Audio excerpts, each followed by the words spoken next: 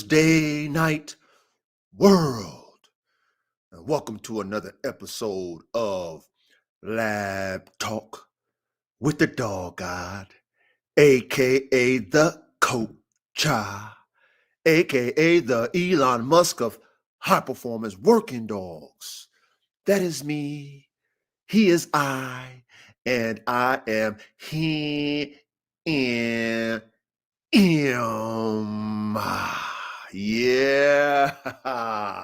Big salute to all my brethren who came again to the classroom. No other classroom like it on this planet Earth for us dogmen, engineer nerds, the tippity top of the tier intellectuals of high performance working dogmen engineers, right? Just like you got to have the highest level of calculus, right?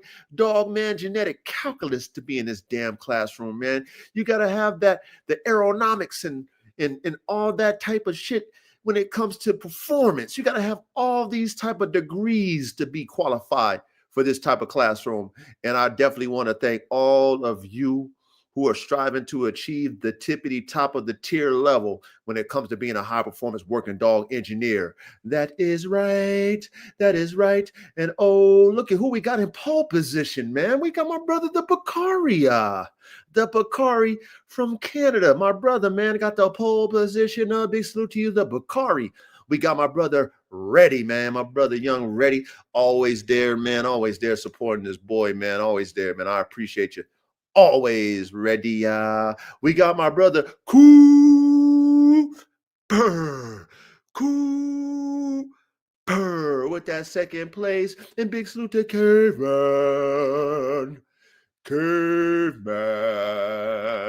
We got my brother Lucky Mills in the building. Yeah. Oh, I think we got a new one in the building, man. I don't know the name, but AM Jari. 3143, man. Big salute to you, my brother. Welcome to the class. Verde Bulls in the building, my brother Verde. My brother Tony has done it again, Mr. It feels good. My brother Tony, man. Big salute to you, Tone.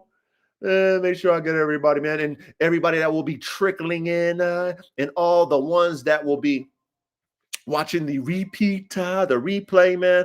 Oh, yay. Big salute to all of you. Hey, Coop, man. Shout out to Coop. By the way, y'all don't know, Coop is only 18 years old, man. He a young man. And, bruh, Coop, I appreciate your dedication, man. And I can tell you, you have that fire, man. You have that fire that I had in me when I was 8 years old when it came to dogs. You know what I'm saying? I had no clue at that time about, how far I'm going to take it, right? How far I was ever going to take that dream, that Martin Luther King. I had a dream at 8 years old. I was like, I want to make my own dogs. When you go and you tell your friends that shit and they kind of, they chuckle at you and shit because it's over their head. Your 8-year-old friends, you tell them, man, I'm going to make a, you see dogs like, I'm going to make me a dog. They look at you like, what do you mean? How can you make a dog? Coach, how can you make a dog? You know how we was when we was kids. Curious George when we was kids. We was Curious George when we were kids. Remember that? Yeah. But hey, big salute to you, Coop. Being a young man and being inspired, man. Coming to the classroom. You know what I mean? Coming to the classroom to learn dogs, man. And you came to the right classroom. And I'm going to be here for you, Coop. I'm going to be here for you to help you reach your goals, man. You know what I mean? And salute to you also, Coop. Your mom reached out to me, you know what I mean? And, she let me know, hey, whenever you get the merch, Coop, he ready. You know what I mean? So I appreciate you, Coop. Salute to your parents, you know what I mean, for believing in you and doing whatever they're supporting you, Coop. And y'all don't know, like I said, hey, y'all already told y'all, Coop is blind, man. You know what I'm saying? And he got a dream to make dogs. He has a dream, you know what I'm saying? And we're not going to damper that dream, you know what I'm saying? And he's been here consistently learning. And you already know if he ain't being able to see it, his sense of touch is way higher. His hearing is way higher. His awareness, his mental awareness is way higher than ours. You know what I mean? Think about Stevie Wonder and all these other blind, talented people on the planet that just blow your mind. They can't see their other senses is heightened, 20 times, 100 times more than even ours. So Coop, I'm here for you, Coop. I appreciate your support, Coop. Keep learning. You know what I mean? Shout out to your mom, tell your mother. I said, thank you for reaching out to me. She's a beautiful woman, sweet woman. You know what I'm saying? And she's there for you. Your family is there for you, man. And hey, we here for you too, Coop. So big salute to Cooper. And to you guys, Coop made sure. He made sure his mom hit me up and hey, coach, I'm getting you, coach. You know what I mean? Of course, she ain't gonna call me coach, but you know, she said Coop said he want the merch. I'm here to, you know, make sure he get the merch. You know what I'm saying? Shout out to Verde. Verde hit me up. Hey, coach, you know what I'm saying? I want the merch. You know what I'm saying? Shout out to Young Ready to coach whenever you want the merch. So I appreciate all the ones that is supporting me. You know what I'm saying? Actually going to support me. And like I said, I'm going to, in return, give you guys a superior product to where you're going to feel proud. You know what I'm saying? A prestige to wear it. Oh, also my brother Callie. I can't forget my brother Callie. You know what I'm saying? Only the council. He already coach. I mean, he said the same thing. Coach, I'm ready to merch.com. So salute to all y'all already, you know, on that support train. You know what I'm saying?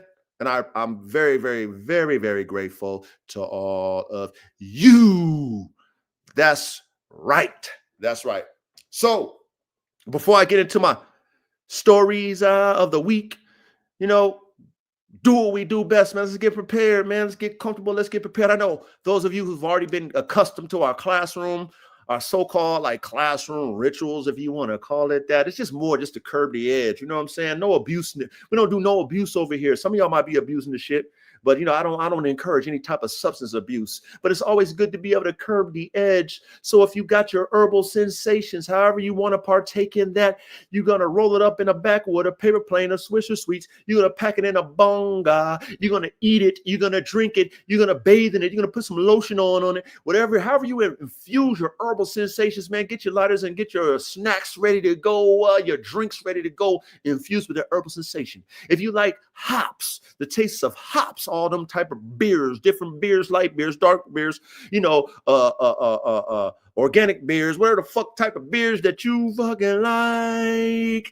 Make sure your mugs is cold out the freezer. Make sure that bitch is cold. Crack that bitch open, man. Get that bitch ready to go. Get ready to, you know, get the beer ready to go, man, so you can taste them hops. And if you like that hard liquor, man, you like that light skin, you like that dark skin liquor, whether you like to sip it nice and slow like a cognac, like a yak, or you like to take it down to the shots, get that bitch ready to go, man. And if you like the coach, you like to mix your liquor with a little concoction, man. You like to kind of have a little flavor into your liquor, you know what I'm saying? You know how the coach do, man. I got my vodka lemonade, and y'all get y'all concoctions ready to go. That's right. So big cheers to all my brethren, all my sisters who come into this classroom to learn, not to be entertained. Man. We nerds over here, man. We nerds. We love to learn over here. So if you want to be a real dog man, top tier nerd, where you trying to create the created, because ain't nothing new under the sun. You know what I'm saying? We just trying to further the progression of the dogs, man. Cheers to all y'all, man. Much love and respect. Cheers.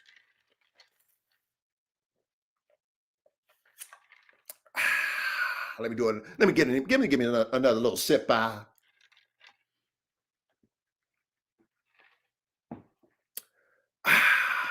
Oh yeah, man. God is good. Another week in the books. Very grateful. Exotic Warbles in the building. My brother, big salute to ya. Make sure I got everybody, man. Yep. And all y'all, you know what I mean? Y'all not in the chat. It's all good. Salute to all you guys as well. Trickling in. So, you know how I like to do. I like to give you a briefing of my week, you know, before we get into the classroom festivities. You know what I mean? Those of you who support me, y'all know I did an interview on All World Doberman. Shout out to Gerald. Gerald reached out to me and was intrigued at the conversation me and Trevor had on his platform. And like I said, you know, last week and a few times before, like, you know, shout out to Trevor, you know, someone who has his own platform, someone who's established, and, you know, he don't need to reach out to nobody.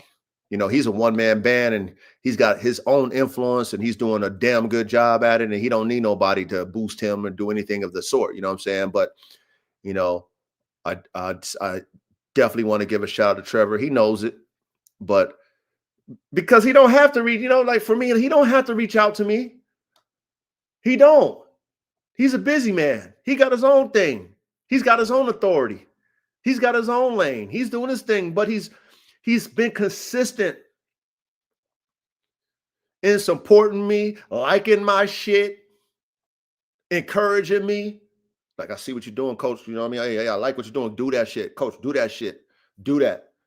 And then, you know, reaching out to me, hey, coach, man, I ain't talking about that. I want you on my platform. I want to do it, you know.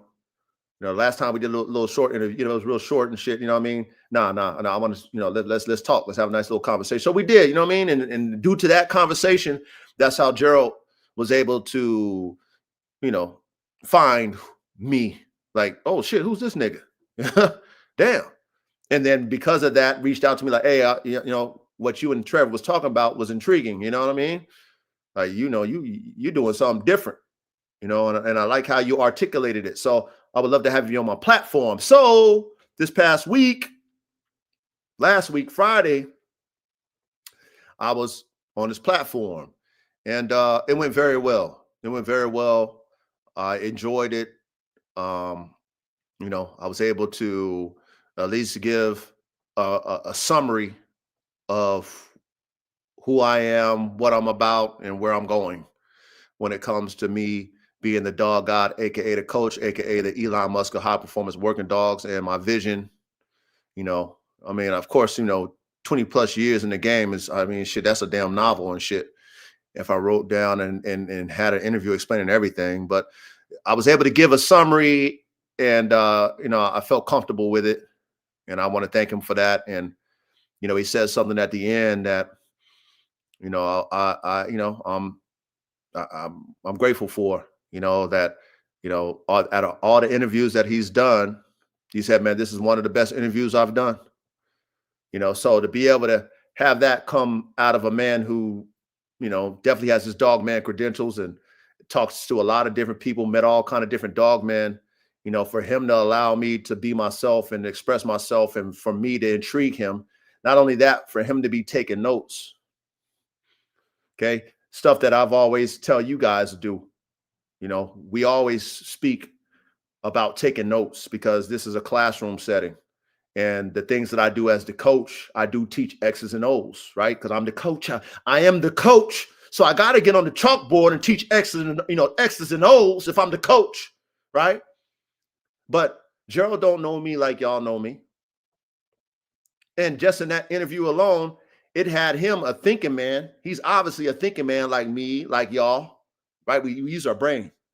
He's like, damn, this nigga coach talking some real shit. Oh shit, damn, he's saying a lot. Let me take it. Damn, he giving me formulas. Let me take my notes. So very grateful to have that opportunity to share with his audience who I am. You know what I mean? Very grateful to him for that. You know, so big salute to all of you guys who, you know, came to support me too, man. Reddy, the Bakaria, all y'all, you know what I'm saying? All y'all. I didn't see the chat, but everyone who came and supported me, I love you guys, man. You know, because we stand in we in our own lane. We are in our own lane, and they try to attack us, but you can't attack us. We way above your league, man. When you shoot your bullets, it don't even hit us, man. You know what I mean? It's like you shooting bullets, it don't even hit us. We too high up. You know what I'm saying? So big salute to all of you who watched that. If you missed it, go to All World Doberman. Go scroll down. You'll see Formula One K9s. You'll see, you know, the battle, building the battle-proof dog, the coach on there. Click on that and watch that, man. Some great content. Gerald also told me like, hey, coach, I'm gonna be doing a lot of clips off the live. That's what I do. Make sure I'm gonna tag you in it, make sure you accept it, whatever, right? So I'm like, all right, cool, right? So of course, the naysayers, spectators, haters, and commentators are always going to be at the coaches' games. They've been at my games. What's new, right? And what's new? A different audience, a different platform, but what's new? You know what I'm saying? Like I get hundreds of people on Facebook in my comment section. Hundreds. Been there, done that. Been there. When I was in Facebook groups, I was getting thousands of people in the comment section. I've been dealing with people coming to my games. I'm used to people coming to my games because I'm EA Sports in the game, right? You're going to have something to say when somebody is present in their fucking face when it comes to these goddamn, these dogs. Of course you're going to have something to talk about when somebody's in your face, when they're present in your face. You know what I'm saying? When you want to see them fall because you see them too tall, right? And you know what I do? I stand tall at what I do, right? But see, these new spectators, they don't know me. They just might have seen me for the first time, or maybe they did see me before and they was in the comment section, but maybe because they dick ride Gerald and shit. So, fuck, Gerald called the coach over there. Oh man, I'm already fucking jealous and envious of that nigga. Oh, this is my perfect time to fucking downplay him in front of Gerald. Right? You know how these motherfuckers be, man. So feminine in their ways. These motherfuckers feminine. So anyway, the new audience, they don't know how the coach is, man. The coach, I'm not even fazed by you, man.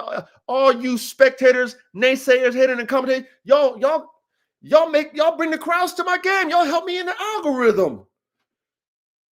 You guys push my content. When I got all you in the stands, I want you in the stands. Not everybody has all their fucking fans in the stands. When you go to a game, you got the away side and you got the home team. I ain't stupid. You know what I'm saying? I'm top tier in what I do. I'm a fucking superstar, all pro. Of course you're going to come to my games and boo me. Boo, coach ain't shit, boo. You wouldn't even go there if I wasn't the shit. You want to see me not being the shit. That's why you go to the game. If I didn't bring anything to the table, you wouldn't even fucking come. You think I'm stupid? Of course I'm not stupid. I invite you to the game, spectators.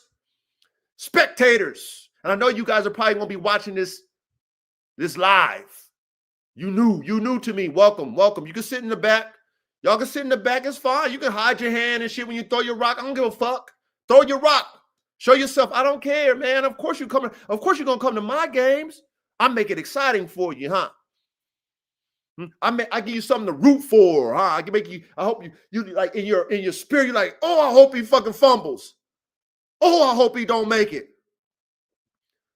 But in reality, you envious. You got envy for a real nigga in the field doing real things that you're not doing. So I'm going to comment on two different types of spectators, and we're going to move forward. I had a spectator that I don't even fucking know. Matter of fact, I don't know none of them. But he said some slick shit in the comment section, right? Like, what's this? Like I'm on some drugs or something like that because I'm talking the way I'm talking, talking with authority because I really do this shit. So then I look at the person's stuff, right? Look at his profile, and he's a motherfucking canine cop. He's a motherfucking canine cop, Ren 1010 black one. He's a black canine cop from Atlanta. You know how them niggas be in Atlanta. You don't even know if they real men or not. Okay, but he commenting on me. So I'm like, damn it, man, right? And obviously Gerald know him because then Gerald gave him like an okay sign or whatever. I mean, low key, I kind of took that a certain way.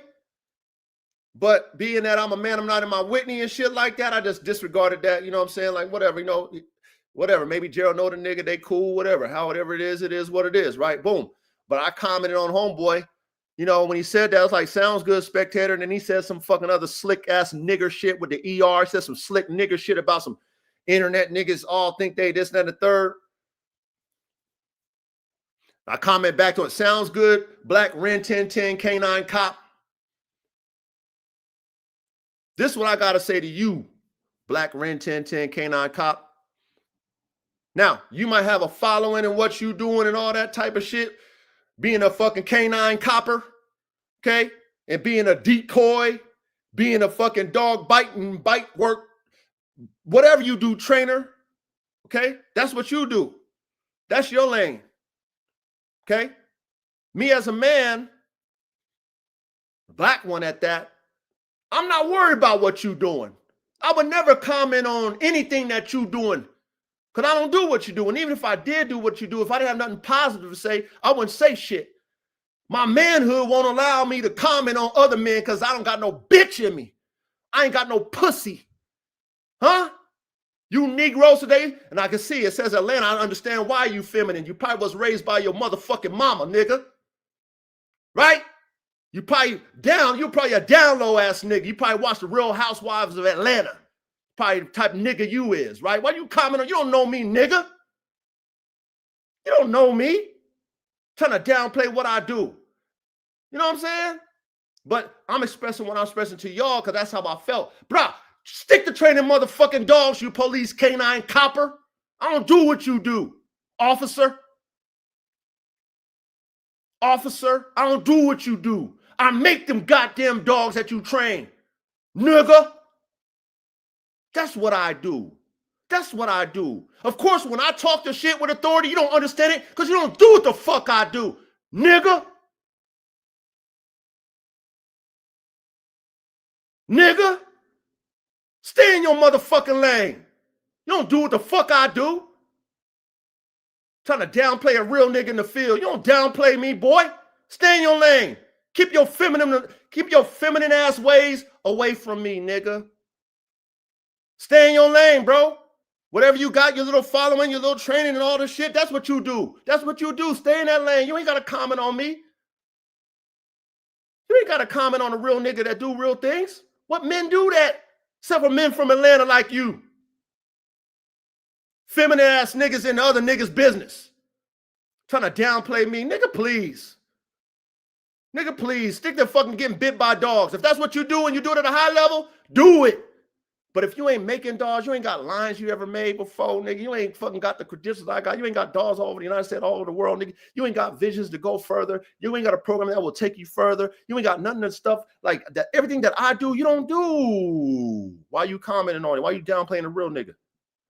Why is another black man down on another black man for? What's that all about? You want attention? You mad? Are you mad because your friend Gerald said my interview was one of his favorite interviews, one of the best interviews he did? You mad because he said that to me and he might have never said that to you when you and him did an interview? Are you mad? What's up with these niggas nowadays, y'all? Feminine ass niggas. That's why I step away from this shit. That's why I just do me. When Gerald did my interview, he said it's about the dogs. He said that first. You know why he said that? Because I told him it was that. I said, Gerald, only thing I'm about with this shit, Gerald, I'm just about the dogs, Gerald. It's only about the dogs for me. I don't care about this social media shit. The only reason why I'm doing show and tell because it's about the dogs. When you see my page, it is about the dogs. I'm not telling y'all, oh, it's coach. Coach, it's me. Look at me. No, it's the dogs. I do an interview. Of course, you're going to see me. You want to interview the coach? Now you're going to meet the coach. But see, when you get spectators like that, then you look at them and like, bro, you got your own lane. Why the fuck you commenting on a real nigga? You don't do what the fuck I do. Why me talking like I know what the fuck I'm talking about offends you and makes you feel like you got to comment and downplay a real nigga for? Because you want attention? You jealous? You jealous because your boy Gerald liked what I had to say? You jealous? Because I seen Gerald give you the okay sign. So what, you jealous, nigga? Respect to Gerald, but you can have him. You can have Gerald. Gerald don't make me. You jealous? I digress off of that. I just had to say, I had to say that shit. You know what I'm saying? These niggas is sweet. These fucking dog niggas is sweet. That's why I stay in my lane. I don't deal with no sweet ass niggas. I got a sweet wife. That's who I deal with, who is sweet. Other than that, I don't deal with no sweet shit. My dogs ain't even sweet. My female dogs, they not even sweet. I digress. And then let me talk about you little spectators. Okay? You new little spectators that try to have a debate with me, man. I'm not paying attention to you little ass spectators with your little ass yards, your one fucking trick pony type programs and shit. Do you, little nigga? I don't give a fuck. Do you see me comment on anything that you got going on? But you commenting on mine, right? Because I got that presence to bring you out, huh? I got the verbiage to bring you out, huh? I got the dogs to bring you out. I don't go to none of your motherfucking games. Because you ain't relevant to a real nigga in the field. If you really in the field, you worried about your own shit. You ain't worried about nobody else's shit. You think you gonna tell me something that's gonna make me pivot off my shit? You little niggas. You little spectating ass niggas. You think you gonna make me pivot? Nigga, please. Boy, sounds good. Spectator. Sounds good. Oh, you talking slick? Sounds good. Oh, my dogs ain't this, my dogs ain't that. Sounds good. What else you got to say? Sounds good. Sit your bitch ass down in the stands where you belong. Sit your bitch ass down. You ain't doing shit when it comes to what I'm doing. You're not even in my fucking league. You will never get accepted in no Navy SEAL buzz school, nigga. You ain't got that fucking pedigree. You ain't smart enough. You ain't strong enough. You're not a free thinker. You're a fucking puppet. You do what everybody else do because it's acceptable and you dick ride. I do what the fuck I want to do. I blaze my own fucking trail.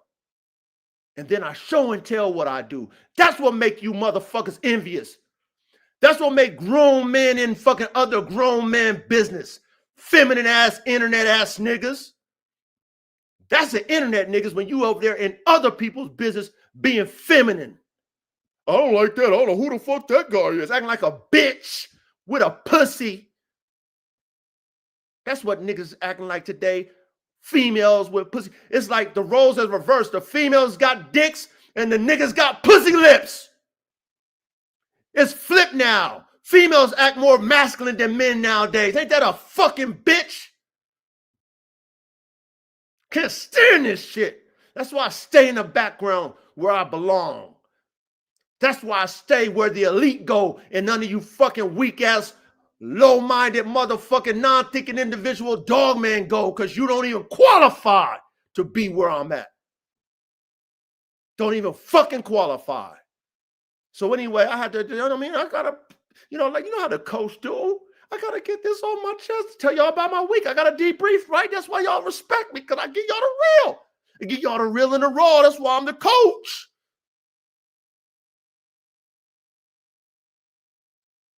So to those two level of spectators, hopefully you heard me. And if you didn't hear me, I don't give a fuck. Mind your business. Stay out of my business. You ain't stopping nothing I'm doing. Yeah, I know you mad. Yeah, I know you envious because I got shit you don't. I got a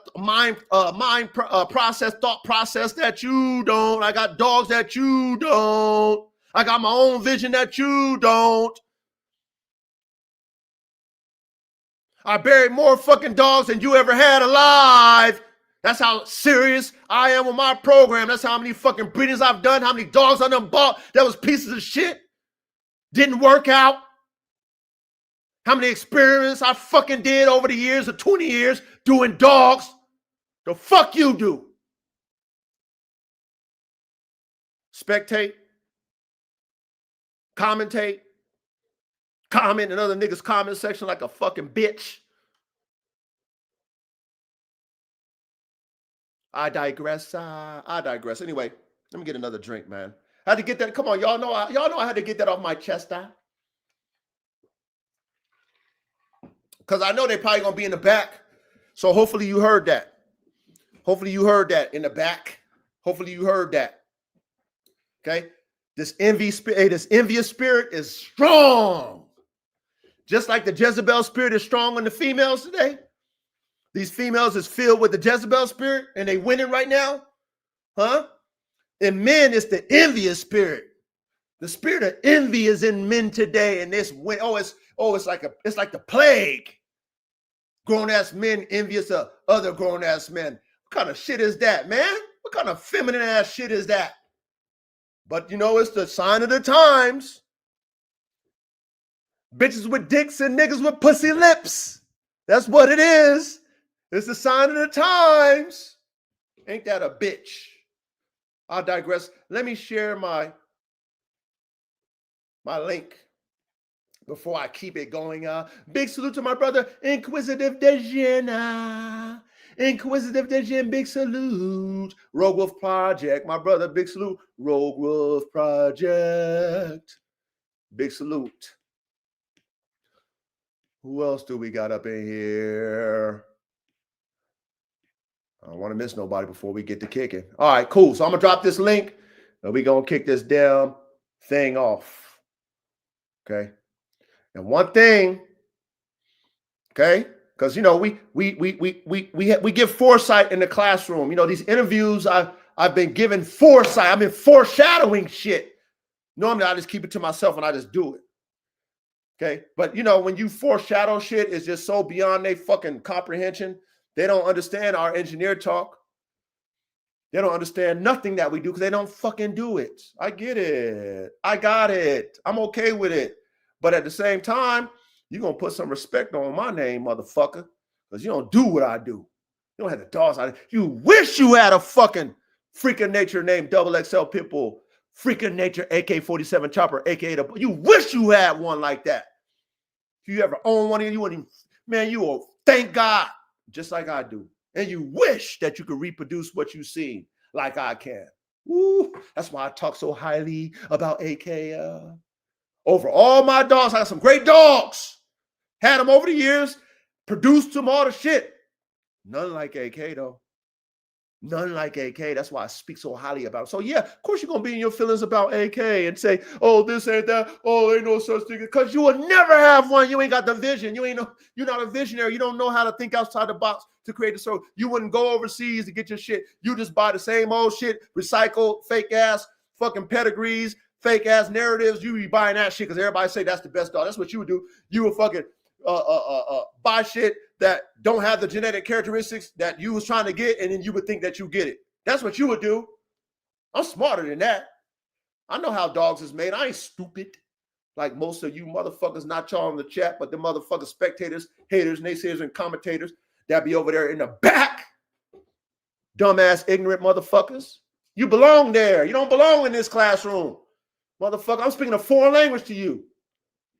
I digress. Let me send that link. Let me send that link.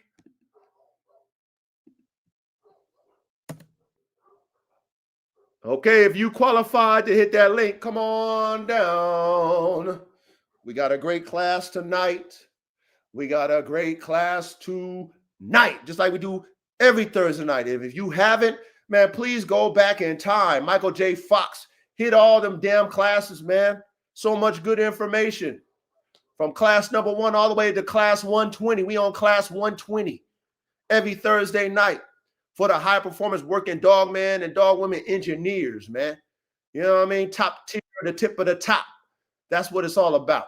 Over here, ready, what's good? Salute, coach. Salute, coach. Salute, man. How you like that interview, man? Did I do okay? Nah, that joint was fire, man. But hey, are those little clips brought all the naysayers and spectators out? Did it in droves. I didn't even understand what I was looking at for a second. And it was new, and it wasn't even like the ones that maybe it was some of them that I didn't notice, but it was a lot of new spectators there. A lot. Yeah, well, you know, we on a whole different platform, and you know, we got a lot of my man's, you know, Gerald's people and shit or whatever to follow him. So of course they was gonna pop up. You know what I mean? But then there was also a lot of people that wasn't hating at the same time. Right. I seen that too. Yeah, I seen that too. You know, I got like 200. I think I got like 200 followers off that motherfucker off the Formula One page. That's what's up. You know, I had motherfuckers in the DMs with some real support type shit. You know what I mean? Like motherfuckers is really feeling the nigga at the end of the day. You know, and it wasn't for that. I just was doing an interview, but at the same time, you know, somebody got to be the tip of the spear when it comes to this shit. And if I got a platform, I might as well represent it.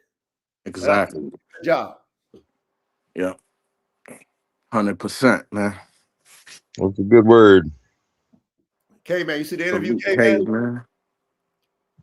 Yeah, I did. Yeah, that was good. Okay, cool. I did okay. You're passing grade. Thank you, sir. Thank you, sir. What about you, Verde? You seen it, Verde? Oh yeah, that was a wonderful interview. A lot of topics touched, a lot of great topics touched. You really, in my experience, I feel like you got to know Thomas Harris. You feel me? You got to see who Coach was. You got to see what Coach was bringing forward. And if you wasn't in there trolling, you very much understood the assignment. You feel me? There you go, Verde. Facts. That's exactly what it is. Yeah, Go ahead.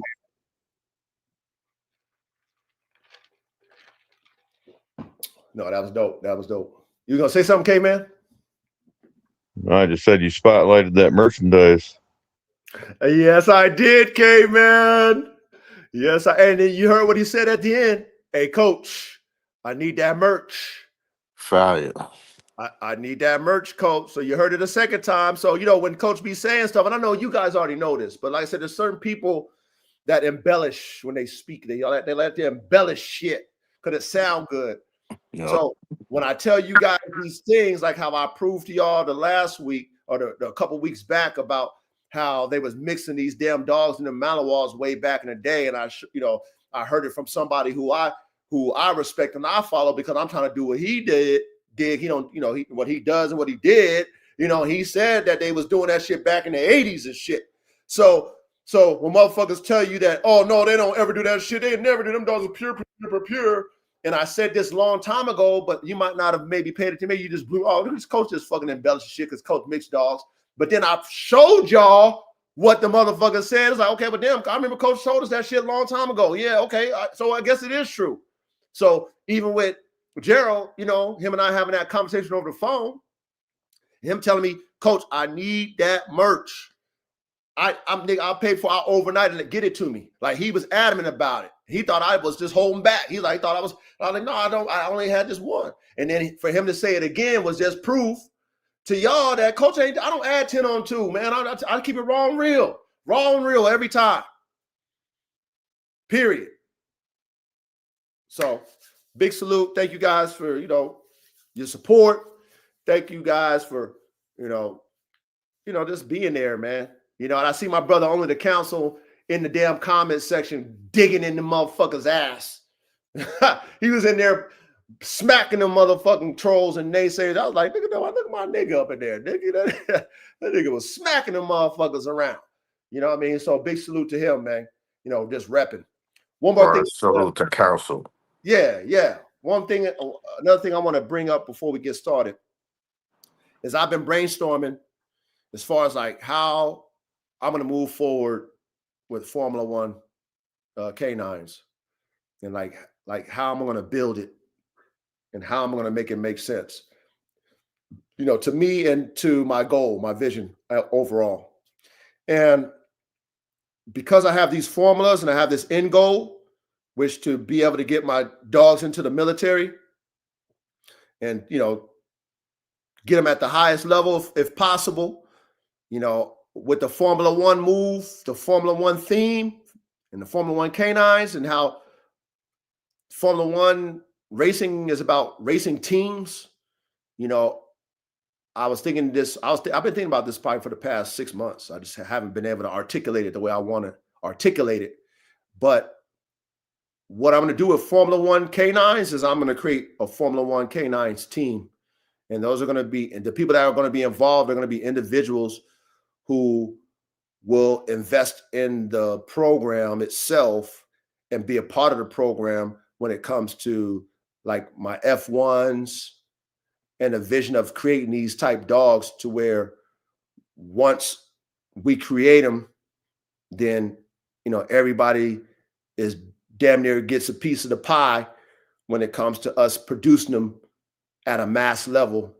And not only that, we control the formula, the F1 formula we control, because that's where the power is when it comes to producing individuals, is in the F1s. And like I was saying on the interview, I'm producing freaks and podium dogs, and I'm producing individuals, not lines. Okay.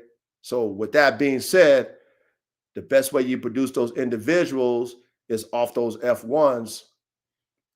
That's going to be potent enough for the public or potent enough for the military, but the power of the formula is breeding those F1s together that we produce. So I've been thinking about that, how I'm going to formulate that, but I'm going to really, like lock that down, like how I'm going to make that work. And then like when I produce these F1s coming up, I'm only going to sell them to the team. I'm not selling them to no random motherfuckers. The F1s, I can't give the F1s to the public. I know there are going to be a lot of people mad, but at the same time, if people want to join the squad, then, they can join the squad, and I'll sell the F1s to people that's going to be on the team to where we can use them all. Because just like what we're going to talk about tonight, how every dog, a part of that bloodline is valuable, whether they're valuable when it comes to the job and performance, or they're valuable when it comes to breeding them. And with them F1s being so valuable because of their genetic variants, I need to be able to touch all of them. And with that being the formula, part of the formula, I want my team to be in control of that. I don't want nobody outside the squad being in control of them F1s. Nobody. So I've been thinking about how I'm going to do this and move forward with it. And with the whole theme of Formula One racing and with Formula One canines, I need to build my team up. So that's something that I'm going to be working on, and how to really push that. And I'm so grateful that I had to be patient too, and not being premature about, releasing these F1 hybrids too soon, because I've been getting ideas over time, and I've been just, going back and forth in my mind, like how I'm going to play this out to where I can control it. And I don't have people having my shit. Well, I got that shit too. I can produce it. No, you can't. If you ain't a part of the Formula One Canines team, you ain't got the formula. You know what I'm saying? Because if you have, let's say you get the F3 productions, we do the F2 breedings, and then you get, we sell you the F3s, whatever. You got that, you breed those, that's fine. But through our philosophy, that's just all right. We diluted that shit already.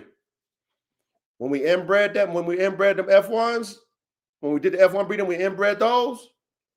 We diminished that. We diminished some of that fucking fire. We diminished it when we inbred it. We solidified the genes that vigor ain't as high as them F1s. Okay. Then the productions off of that, we sell to you. Let's say you get them, you breed them, whatever the fuck you want to do with those, cool. That'll be a lower frequency, genetic frequency of the F1 formulas that we have. So you might get a dog, but you'll never get the tip of the top tier of them F1s. You know what I'm saying? So that's kind of where I want to hold it, because I know once I catch the wave, niggas gonna try to copy me and trace me. I get it. But you ain't got the F1 formula, because the only one that got the F1 formula is my team. And that's how I'm going to be able to keep everything in-house with Formula One. Because if you got something third generation, you ain't got that fucking raw. That's what they're going to say to you. You ain't got the raw. Coach got the raw. You know what I'm saying? And I want to be able to sell them F2s to the military and F3s to the public. That makes sense. Does that make sense? Yeah, it makes sense. A lot of sense. Yep. Because I want freaks and podium dogs every single time. If I get a military contract, I want them to think like, Coach, you got something better than the last shit we had? Coach, we done bought so many dogs, all of them been top tier. You got something better than that? Yes, sir. All I'm doing is playing with them F1, sir. Yes, sir. I got the F1 formula, sir. I know how to get maximum hybrid vigor where I might get a couple freaks, but I'm going to get some podium dogs out that bitch. And all of them different. What you want, a smaller one? What you want, one that does this? You want a bigger one? What you want? Because you know we getting everything out of them F1 breedings. We getting the whole fucking kit and caboodle out of that mix. So I'm always going to get variant. You know how the coach loves genetic variants. You know how most people want to breed the same shit. The coach don't want to breed the same shit because my clients ain't going to want the same shit. That's a fact. Hey, coach, I like that dog and shit, but man, that dog was too hardy, man. That dog was too much, man. You got some a little toned down, but more on this side versus that side. Yeah, I got that one over there. That one fits your whole play. There's more on this, but less on that. Boom. Not all the same. They're all the same, sir. I ain't got nothing for you, sir. They're all the same size, sir. I ain't got nothing for you, sir. You ain't gonna ever hear that come out of my mouth. I'm an engineer. I got that for you. Oh, that's what you want. I got that. Oh, you want that? I got that one for you too. I got that. Oh, I got that one too. And there ain't nothing I don't got that you don't want. I got it all. So this is where the vision is. This is where you are visionary and you got foresight. Then you share it with dummies and it sound like foreign language to them because they dumb as fuck. You can't do dogman physics. Get the fuck out the class. You don't comprehend this shit. Get your ass in that motherfucking elementary school that you belong in. Go to elementary school of dogs, motherfucker, where you belong. Go and trace and go color in between the lines of that coloring book where you belong. That's where you belong, okay? Don't comment on shit you don't understand. Peon. I digress. Let me take me another motherfucking drink. Big salute to y'all. Salute. Salute, coach. Salute, Reed. You ready? My bad. Salute, ready. Verde. Yeah, we have a good class tonight. I'm gonna put it on the ticker, and I'm gonna play a little video for us to start it off. You know what I mean? We're gonna start it off with a little video, but I'm gonna put the topic in the ticker tonight. And the topic tonight, performance versus production. Why elite dogs and horses don't always produce greatness. Now, I'm sure you guys have heard individuals speak like this. I only breed top-tier performers to top-tier performers. If they don't perform, I call them or I get rid of them. I don't breed them. Have you ever heard that before? Yep. Yes, sir. Yep. Mm-hmm. Okay. So we've all heard that before. We've heard that narrative, right? But being that we know that this breeding shit is not guaranteed, and we've also learned that it's a genetic lottery from the best of the best breeders of performance animals, which is thoroughbred horse fucking breeders. They got the most money.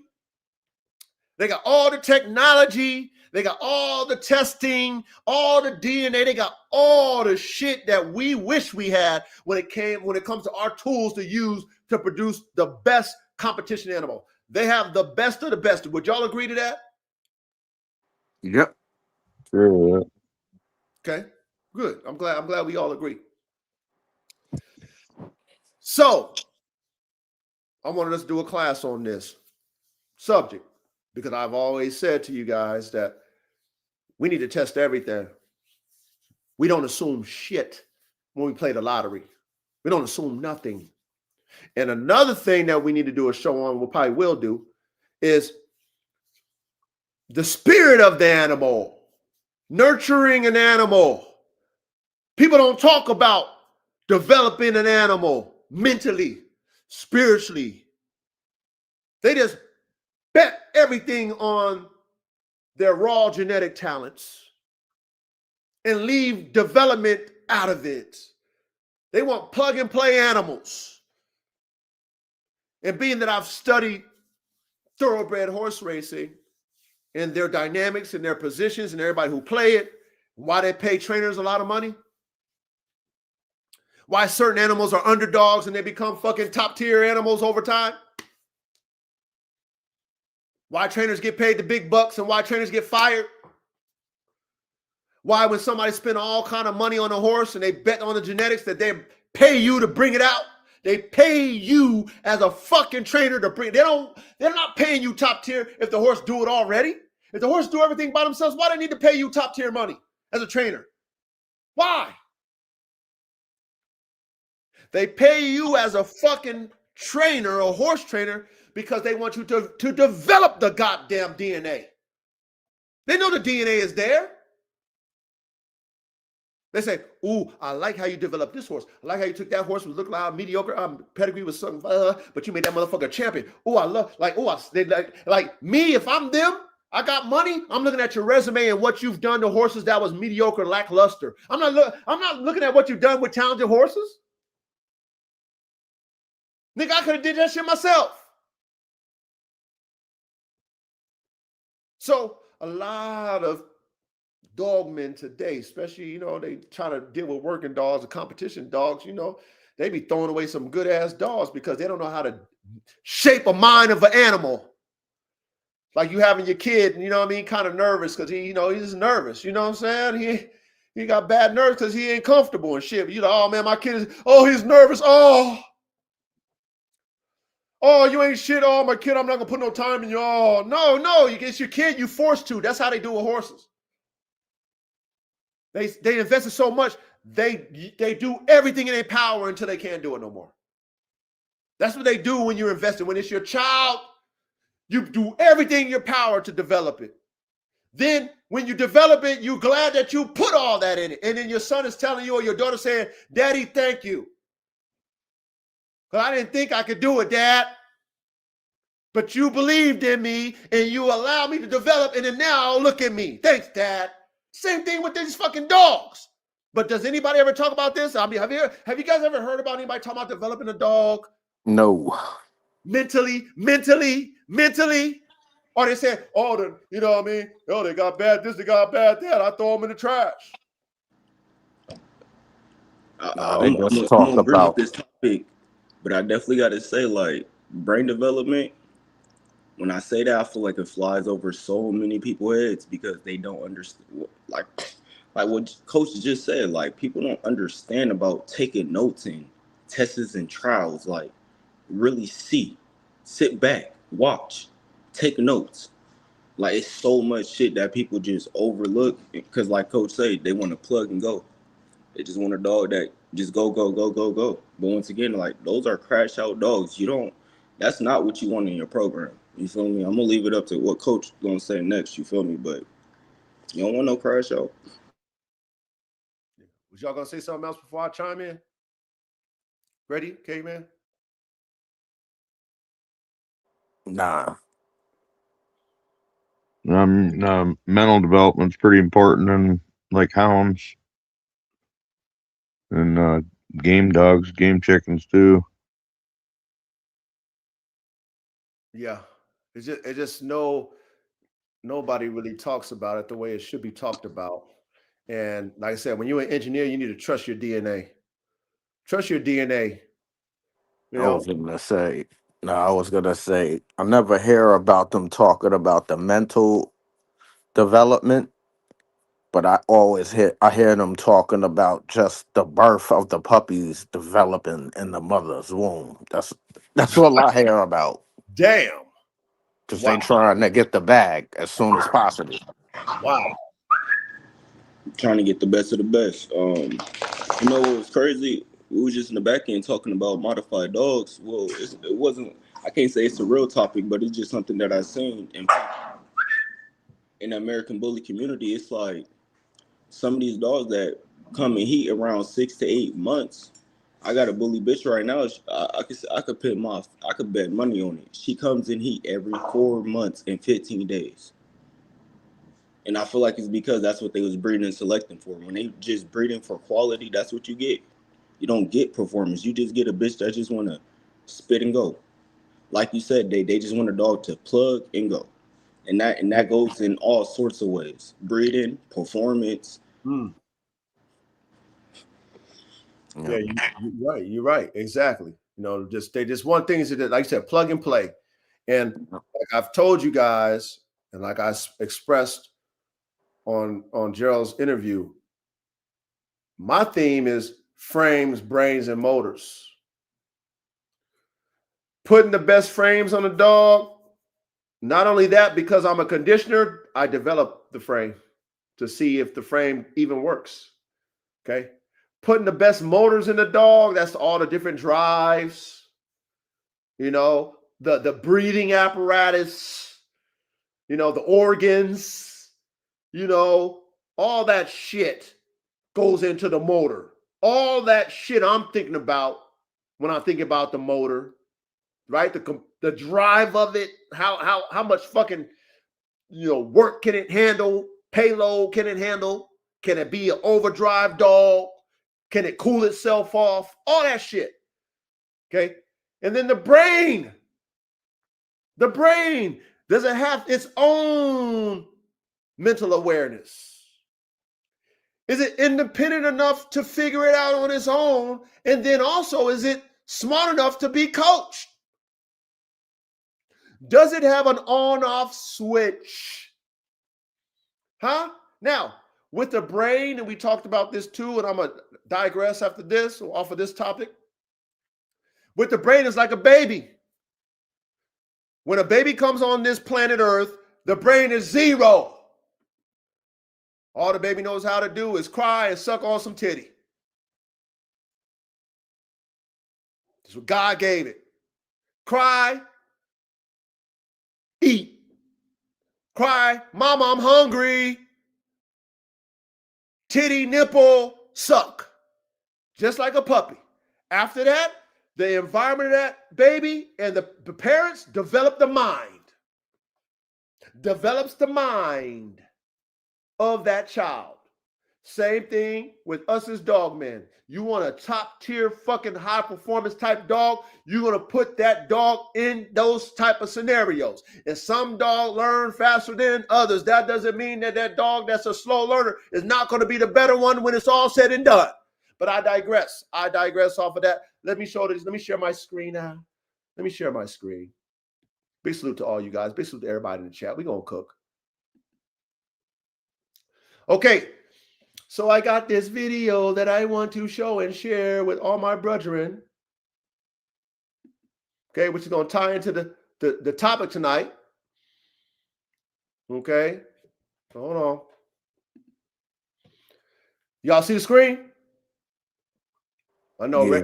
I know K-Man probably can't see it, but you'll be able to hear it, K-Man. This video is about thoroughbred horses. And, you know, I did that masterclass on how thoroughbred breeding correlates to competition dog breeding. If y'all missed it, go watch it again and again and again and again so you can learn something, because that's how I mimic my program. I just wish I had the money. If I had the money, my program will be even colder than what it is. If I had the money that they have, right? If I had the resource, all the shit that they have, my program would be in the heavens, nigga. Tip of the top of the heavens. That's where my program will be. But it is what it is. God will get me there one of these days. I believe. I have faith will work. I'm putting the work in. But anyway, tied into the topic, the subject of this video is, do the greatest race horses always become the greatest sires? Man of War Secretariat, Dr.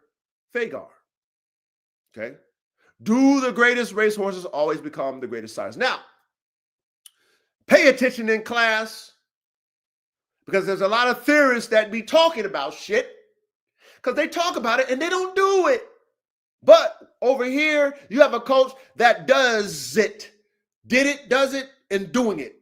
Okay. So I'm teaching you guys out of experience, and I'm giving you guys something to relate to. And if you want to follow and mimic something when you're breeding competition animals, what best to mimic than thoroughbred racehorses? What best to mimic than them? So pay attention in class. Let's play. Do the greatest racehorses always become the greatest sires? The answer isn't as simple as you might think. While some champions like Seattle Slew built lasting bloodlines, others like Secretariat struggled to pass on their brilliance. The truth is, hold on, I got to, I'm do some stopping now. You heard what he said about Secretariat? Yep. Some, like Secretariat, struggled to pass on Struggle their to pass on. brilliance. Yeah. Some, like Secretariat, struggled to pass on their. Oh my God, we only breed best to the best. We only breed. Let's carry on. I mean, come on, please pay attention to class. Coach already taught this shit a long time ago. Let's pay attention to class. Stallions' legacy isn't always immediate. Sometimes their impact is felt decades later. So how did the top 10 racehorses of the 20th century fare at stud? Let's dive into the fascinating world of breeding and uncover the surprises. At number 1, we have Man O' War, a racehorse whose influence on breeding is nothing short of extraordinary. Born in 1917, this legendary stallion not only dominated the track, but also left a genetic legacy that continues to shape modern racing. His sire, Fair Play, was known for passing on a mix of speed and stamina, while his dam, Mahuba, brought elite endurance from the English Triple Crown winner, Rock Sand. These traits made Man O' War a game-changer in breeding, siring some of the most successful racehorses in history. Among his greatest progeny was War Admiral, the 1937 Triple Crown champion, and Battleship, the first American-bred horse to conquer the English Grand National. His bloodline also led to racing giants like Seattle Slew, Dr. Fager, and Kelso, ensuring his dominance extended across generations. Despite breeding fewer mares than modern stallions, he sired an astounding 64 stakes winners, making him the leading sire of 1926. His descendants still shape today's pedigrees, with influential stallions like Danzig, Mr. Prospector, and Sadler's Wells tracing back to him. Even beyond flat racing, his genes produced elite show jumpers and steeplechasers, proving his versatility across equestrian sports. Man O' War didn't just sire winners, he built a dynasty. Next, we have Secretariat, the 1973 Triple Crown winner, whose sheer dominance on the track remains unmatched. Known as Big Red, he was a racing marvel, setting records that still stand today. However, his impact as a sire tells a more complex story. While he sired over 660 foals, many failed to replicate his on-track brilliance. Yet, many failed to replicate his on-track brilliance. Okay? Many failed, even though they still trusted the DNA, right? Okay? So you got these freaks that we talk about. Okay? Doesn't mean you're going to get freaks in return. Doesn't mean that, but let's carry on. Secretariat's legacy in breeding is far from a disappointment. His daughter, Weekend Surprise, produced AP Indy, a Belmont Stakes winner and one of the most influential sires of modern times. Another daughter, Terlingua, gave rise to Stormcat, a stallion whose bloodline shaped generations of champions, including Justify and American Pharaoh, while his direct male offspring, like Risen Star and General Assembly, found success. His true genetic power lay in his daughters. He became the leading broodmare sire in 1992, proving that his DNA was a crucial ingredient for elite racing pedigrees. His influence extends through the maternal line, with his genes appearing in Hall of Fame inductees and Triple Crown winners. Though Secretariat may not have been the dominant stallion many expected, his lasting impact as a broodmare sire solidifies his place as one of the most influential sires in history. His unparalleled... Okay, so his genetics passed on through his daughters, but the reason why that shit worked out is because of that cross with them other males with his genes. But he didn't produce no top tier producers damn near as far as his males go. You see what I'm saying? Yeah. Y'all paying attention? Okay. Please pay attention. Go ahead. You got something to say, K-Man? Yeah, see, notice how it skips a generation. Right. And that's why people try to inbreed, so that when it skips, you're just skipping right back to the same stuff. Interesting. Okay. Yeah. Yep. But because they wanted it so bad, that's why they kept breeding them 600 times. They're like, oh, we're gonna get it. We're gonna get it. We're gonna get it. Yeah, we're gonna get it. Come on. We're gonna hit the lottery. So would you call, so even though he's a champion with the running and all of that, the performance, but he's not prepotent and all that, is he half champion, half piece of shit? No, hell no.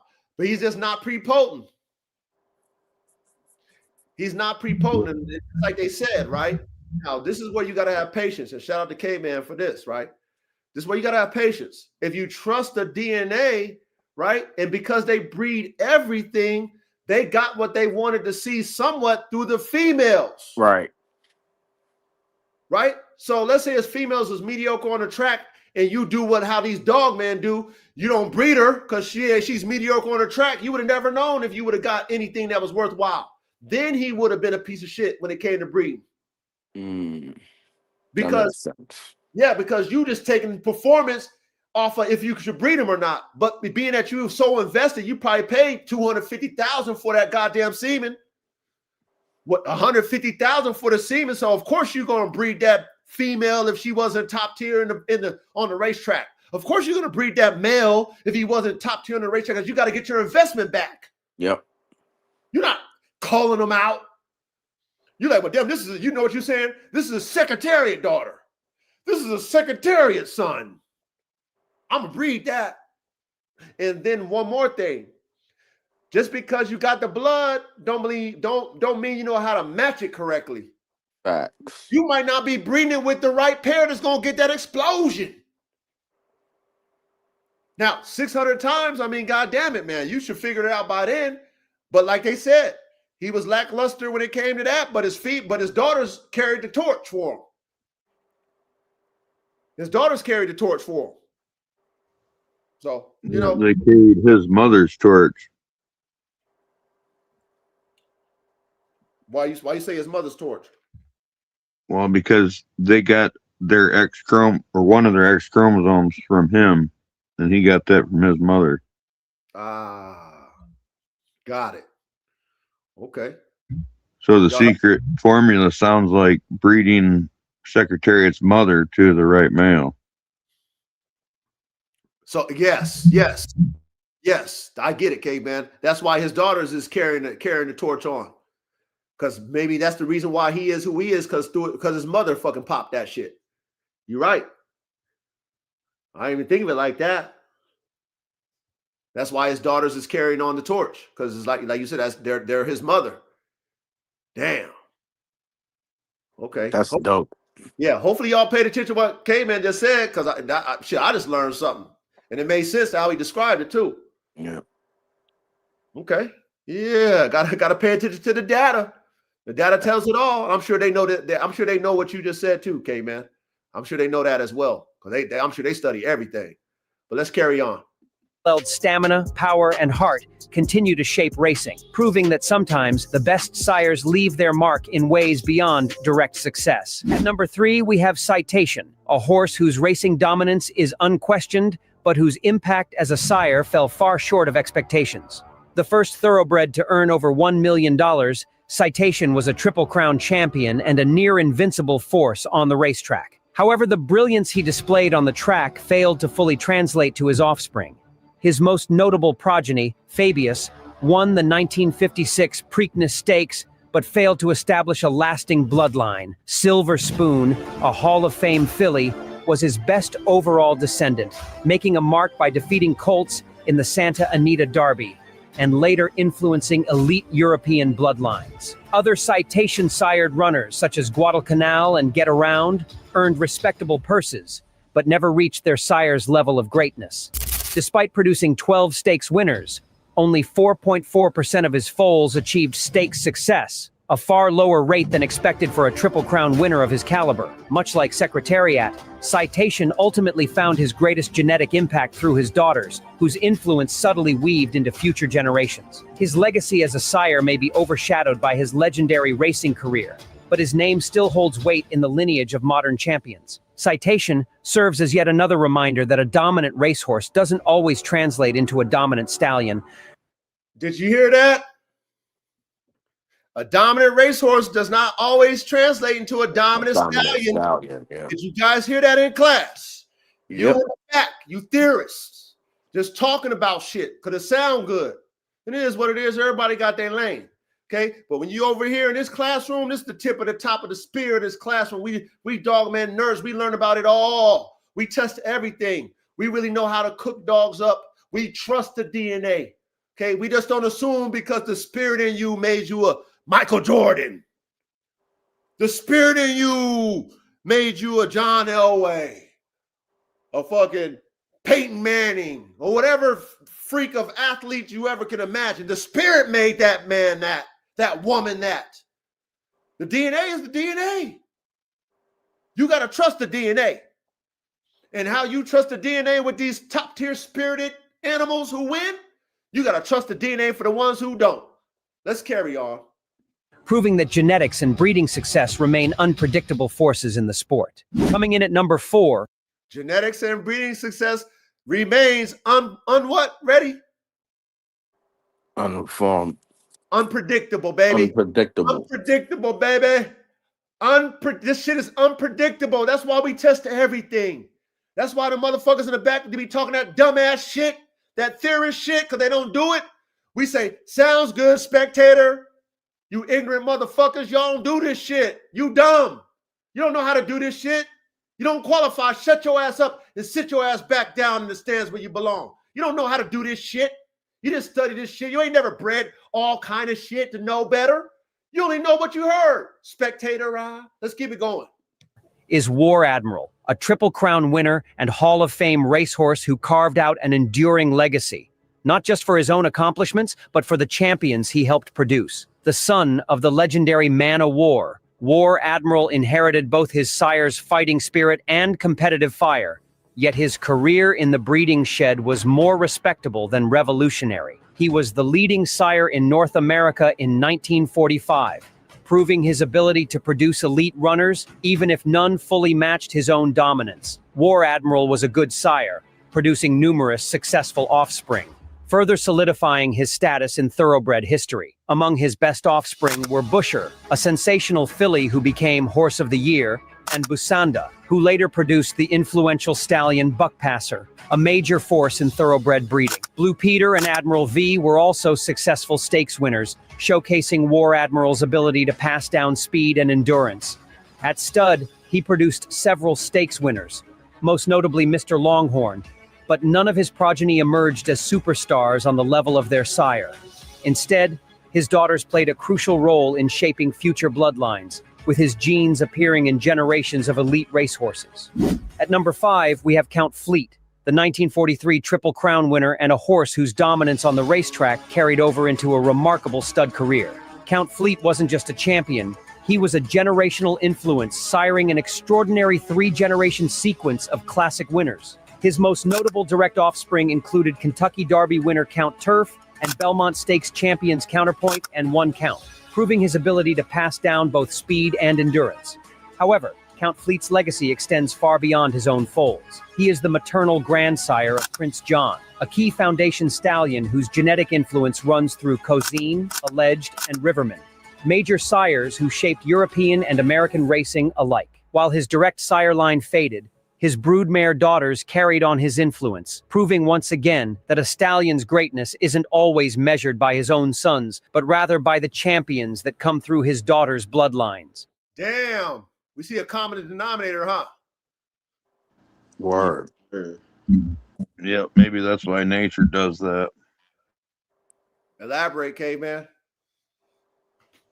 Well, in wild animal herds, the females stick together and the fittest male breeds them. But they kick the males out, when they're breeding age, but the females stay together. And so that's why they pass on the best genes, because that one female gets to experiment with all the top tier females. Is that kind of how it works? Yeah, and there's something to that mitochondria that you get from the female. That's the powerhouse of the cells. And one thing, kicking the males out, by the time a male comes back to his own herd, he's 3 or 4 generations removed from the herd. Right. Before he's breeding back into his own family. And I'm gonna guess that Man o' War was bred to a female off of his mother's side to produce that War Admiral.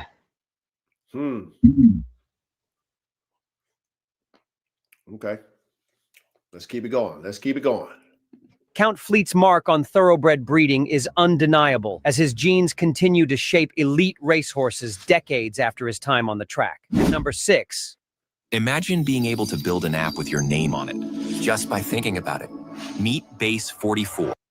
We have Dr. Fager, a horse known for unparalleled speed and versatility, setting world records that still stand today. On the track, he was untouchable, winning championship titles in 4 different divisions in the same year, an unmatched feat in racing history. However, in the breeding shed, his dominance didn't translate directly into top-tier sires. Though he sired champions like Dearly Precious, a U.S. champion filly, and Dr. Patches, a champion sprinter, his stallion career was cut short after just 8 crops, limiting his influence. But while his direct sire line faded, Dr. Fager's name remains vital through his daughters. His most influential broodmare daughters, Demure, Killaloe, and Remedia, produced some of the most important sires of modern times. He is the broodmare sire of Fapiano, who became the foundation of a powerful sire line that includes Unbridled, Empire Maker, and American Pharaoh. He also appears in the pedigrees of elite racehorses like Quiet American and Commendable, ensuring his genes live on in the sport's greatest champions.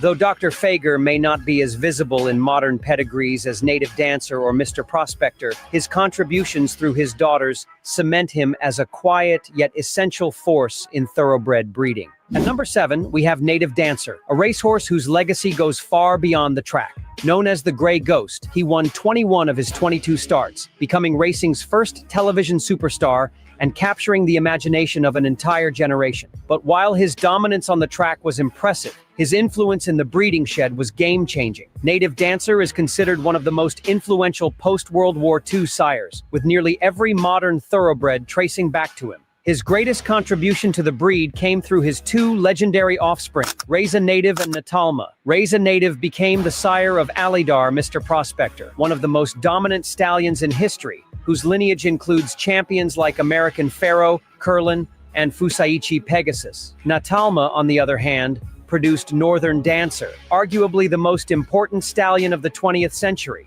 with his bloodlines shaping European and American racing through champions like Sadler's Wells, Galileo, and Frankel. Additionally, Native Dancer is the paternal grandsire of Seabird, one of Europe's greatest racehorses, and the maternal grandsire of Ruffian, one of the most brilliant fillies in racing history. His genetic impact is impossible to overstate. Native Dancer reshaped thoroughbred breeding, and today, nearly every elite racehorse carries a piece of his bloodline. He wasn't just a great stallion, he was a revolutionary force who forever changed the sport. At number 8, we have Affirmed. So that means he was prepotent.com, okay? That's a prepotent stallion right there. Yeah. Damn show. Which He is was getting that in. hey, few and far between is some a horse or a dog or an animal that can perform at an elite level and produce that in his offspring. That's rare, and obviously he's proven that. So let's carry on. The 1978 Triple Crown winner cemented his place in racing history with a legendary rivalry against Alidar, battling neck and neck in all 3 classic races. Trained by Las Barrera and ridden by Steve Cawthon, who became the youngest jockey to win the Triple Crown, Affirmed was a model of consistency and determination. He earned Horse of the Year honors in 1978 and 1979, showcasing his brilliance beyond the Triple Crown. However, his impact as a sire was moderate at best. While he produced some quality racehorses, including Flawlessly, a Hall of Fame turf star, and Piteski, the 1993 Canadian Triple Crown winner, he failed to sire a true superstar that could carry on his male line. Other notable progeny, such as Charlie Barley and Affirmed Success, found success in stakes races, but none reached the heights of their sire. Though Affirmed's racing career remains legendary, his influence as a stallion never matched the dominance he displayed on the track. At number 9, we have Seattle Slew, the 1977 Triple Crown winner, was not only a dominant racehorse, but also one of the most influential sires in modern thoroughbred breeding. Unlike many other Triple Crown champions, his brilliance translated into the breeding shed, making him a transformational stallion. He was North America's leading sire in 1984, producing elite racehorses such as AP Indy, the 1992 Horse of the Year, who went on to become a dominant sire. Through AP Indy, Seattle Slew's legacy extends to Bernardini, Mineshaft, and even California Chrome, making his influence undeniable in modern pedigrees. Other notable offspring include Slew a Gold, a multiple Grade 1 winner, and Swale, who won the Kentucky Derby and Belmont Stakes in 1984, before his untimely death. Unlike Affirmed, whose impact as a sire was modest, Seattle Slew's bloodline continues to thrive today, influencing many of the top racehorses of the modern era. His greatness was not only displayed on the track, but also in the breeding shed, where his male line remains one of the most significant in thoroughbred history. Rounding out our list at number 10 is Spectacular Bid, widely regarded as one of the greatest racehorses of all time. With an astonishing 26 wins in 30 starts and a world record-setting performance in the 1980 Woodward Stakes, his dominance on the track was nearly unmatched, but his stud career did not live up to expectations. Syndicated for a then-record $22 million,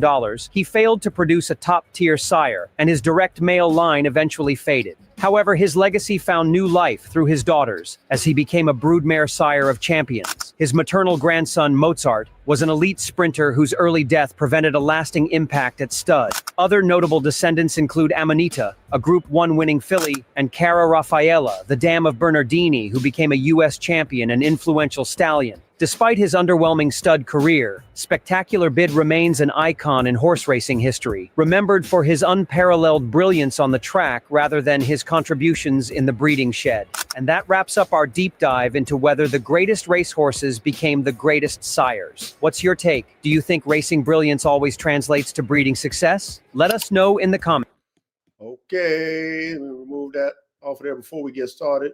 So what do y'all think about that? I mean, I know you guys, of course we know. Well, I mean, anything you guys want to add to what we just saw about the thoroughbreds and how, these top tier sires aren't guaranteed, to produce. Some of them do, some of them don't. Do you understand why the females produce, better?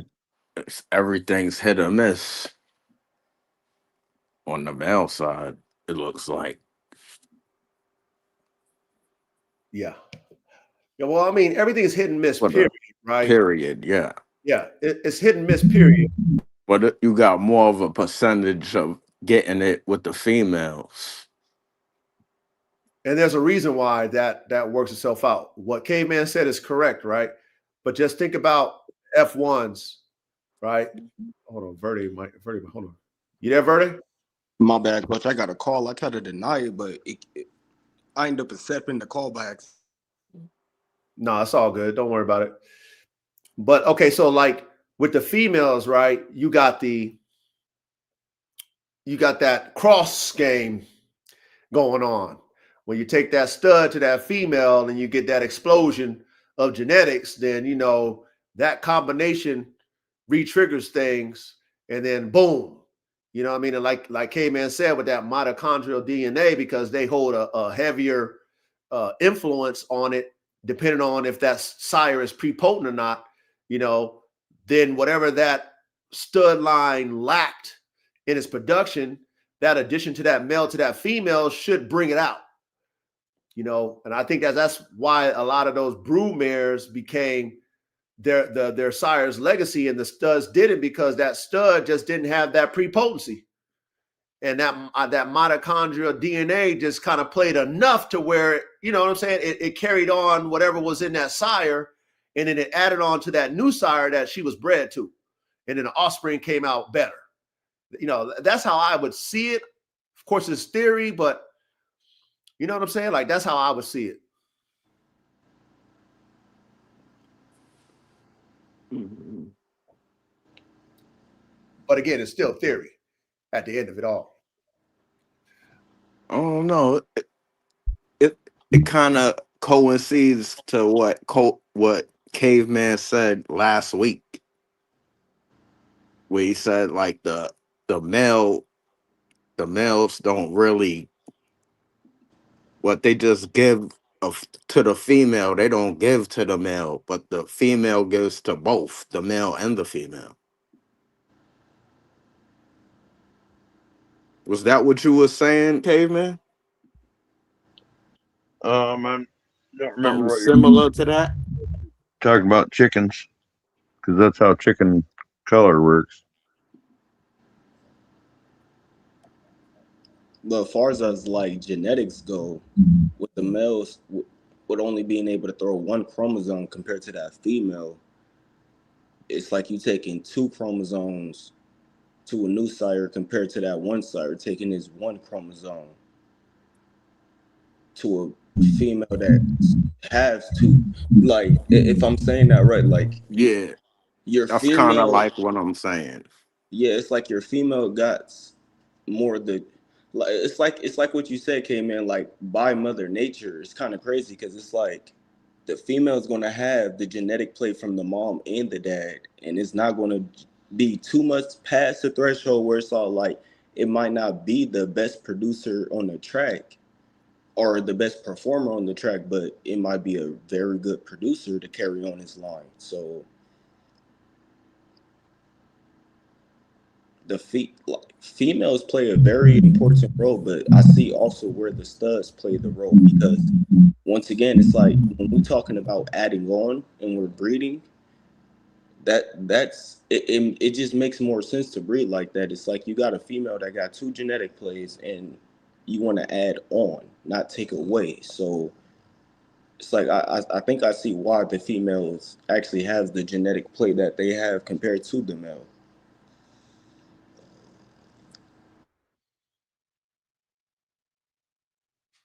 Go ahead, Yeah, K-Man. I understand all of it on what all's carried on the X chromosome. That's like a lot of the reproductive stuff. But before I knew any of this terminology, I just copied nature, and that's what nature does: is collects the daughters from the winners and breeds them to different unrelated winners.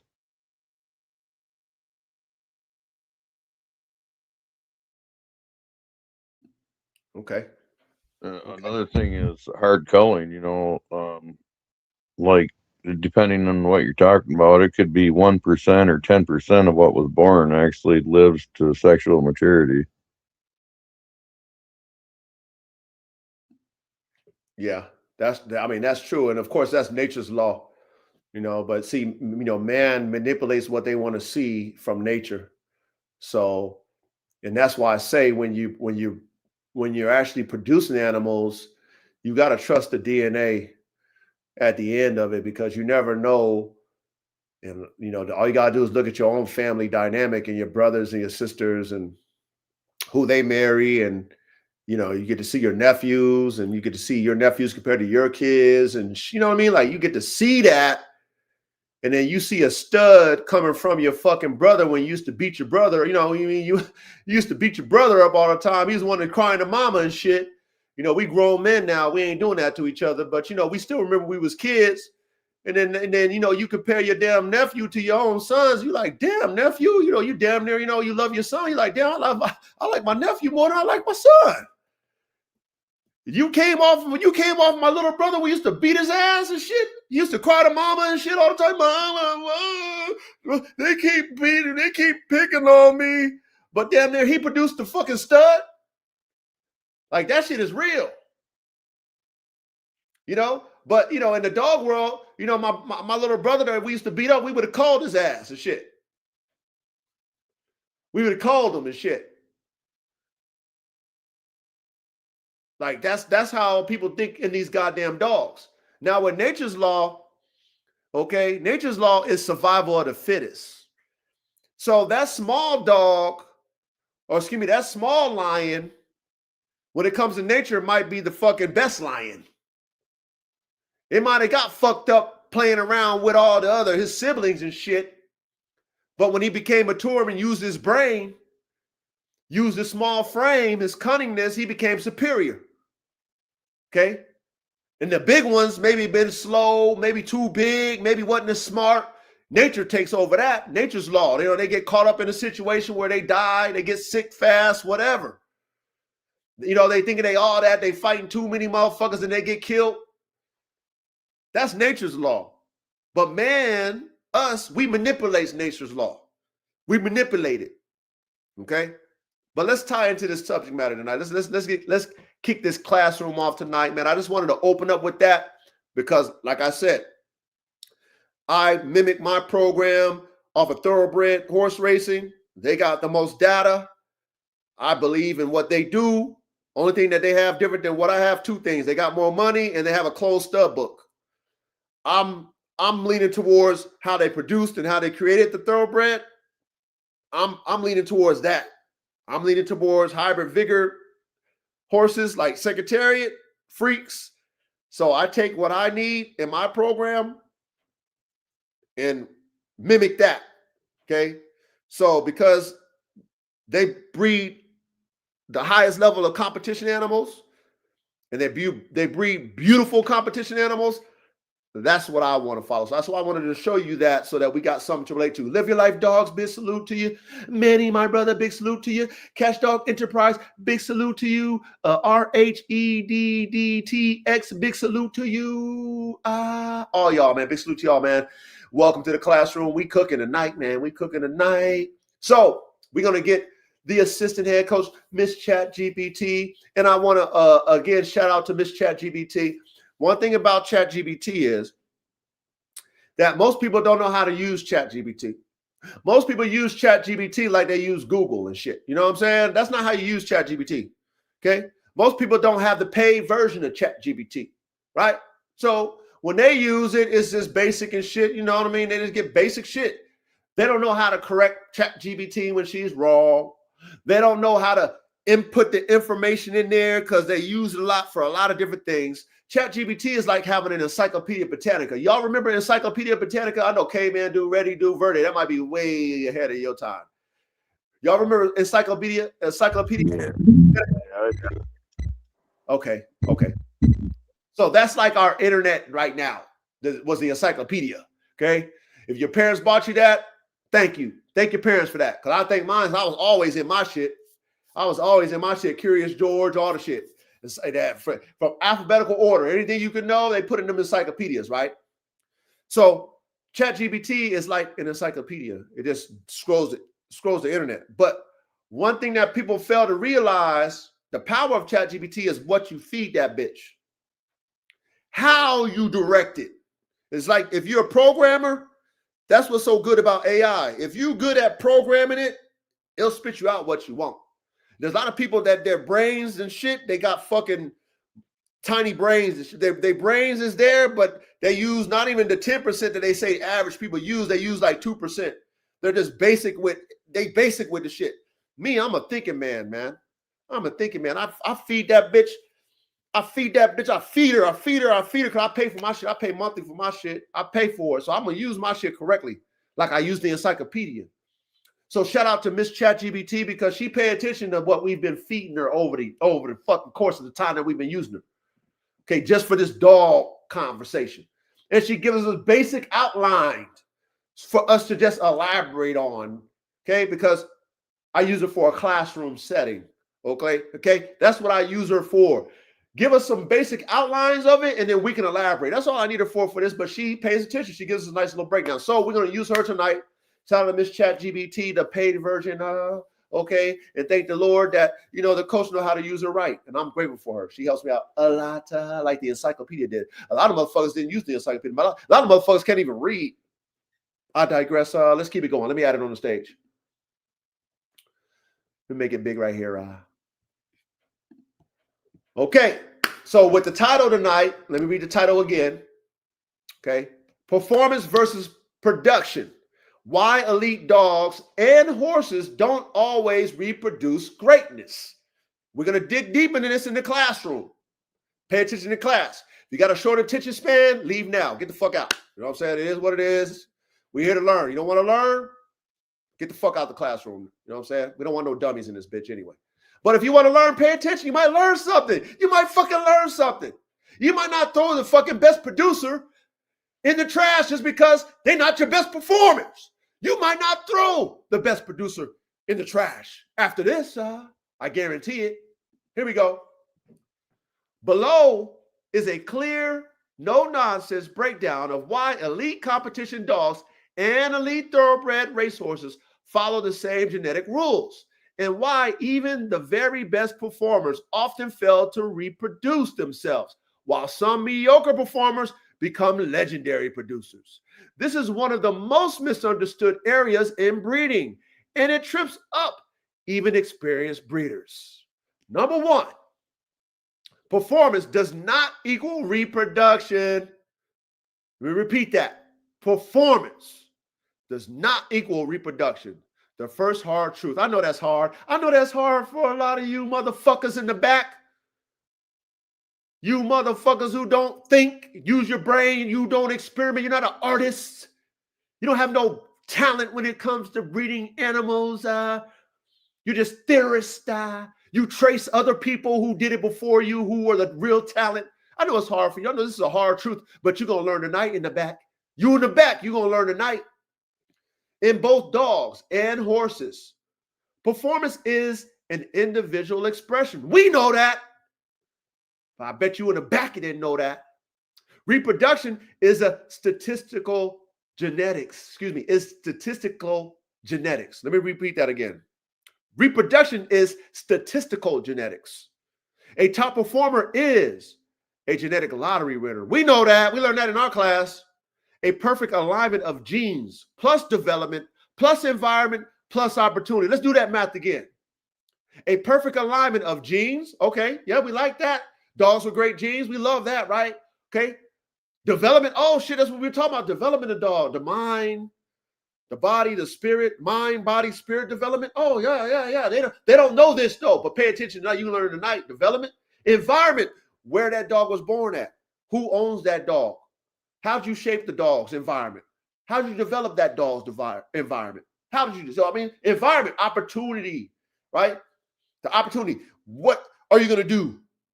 What opportunities are you going to give that dog to be great? A top producer is a reliable transmitter of specific traits across many offspring. These are not the same thing. Do you guys understand? Number one? Yes. Yep. Do we need to add anything, or we can move on? You want to add anything? We hit it. What? Yeah, that's I mean, there's no questions in the chat. yeah.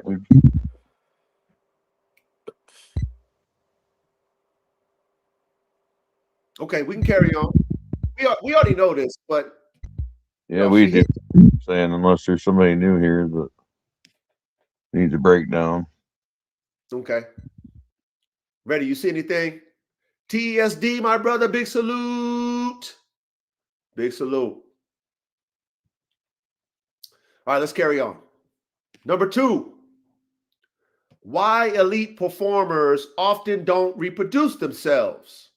A, polygenic traits, stat traits problem. Okay, so let me repeat that. A, polygenic traits, parentheses, stat traits problem. Most elite performance traits are polygenic. Speed, endurance, drive, nerve, recovery, pain tolerance, coordination. A superstar performer often has a perfect storm of many rare gene combinations. I understand that. When bred, those genes separate and reshuffle. Offspring gets parts of the package, not the whole thing. This is why cloning wouldn't even guarantee the same result. Oh, shit. Y'all want to elaborate on number two? Okay. So Let's these see. dogs are only getting We know that it doesn't work. yeah, we know this already, but the people that are cloning their pets thinking that they're getting the same dog aren't getting the same dog. Nowhere near the same dog. Just the same color. They're getting the same fucking body it was in, but it's not the same spirit. Yeah.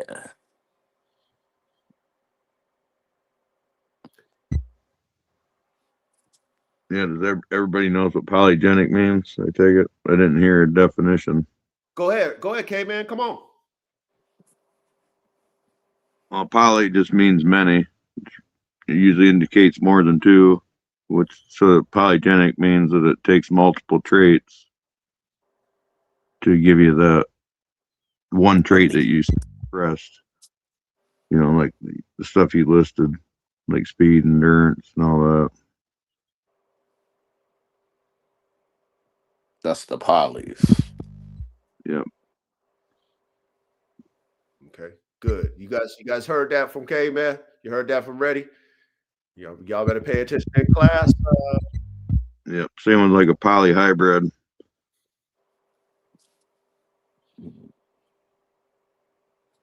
Elaborate.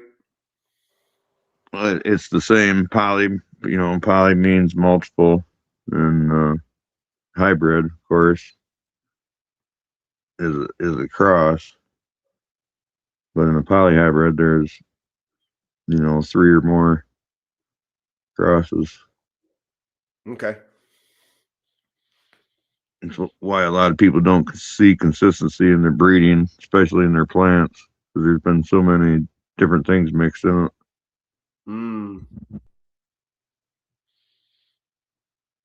Okay. All right. We done hit the nail on the head with number 2. Let's carry on. B. We're on part B of number 2. Non-heritable advantages. Excuse me. Some advantages do not pass genetically. Okay. Exceptional training timing. Handler chemistry. Nutrition windows. Injury avoidance. Mental imprinting. This applies equally to world-class IPO and Mondo Ring dogs, Triple Crown level racehorses. Okay, does that make sense? Non-heritable advantages, all the influences that could make your dog top tier or your horse top tier. Does that make sense with B? Yeah. Yes, sir.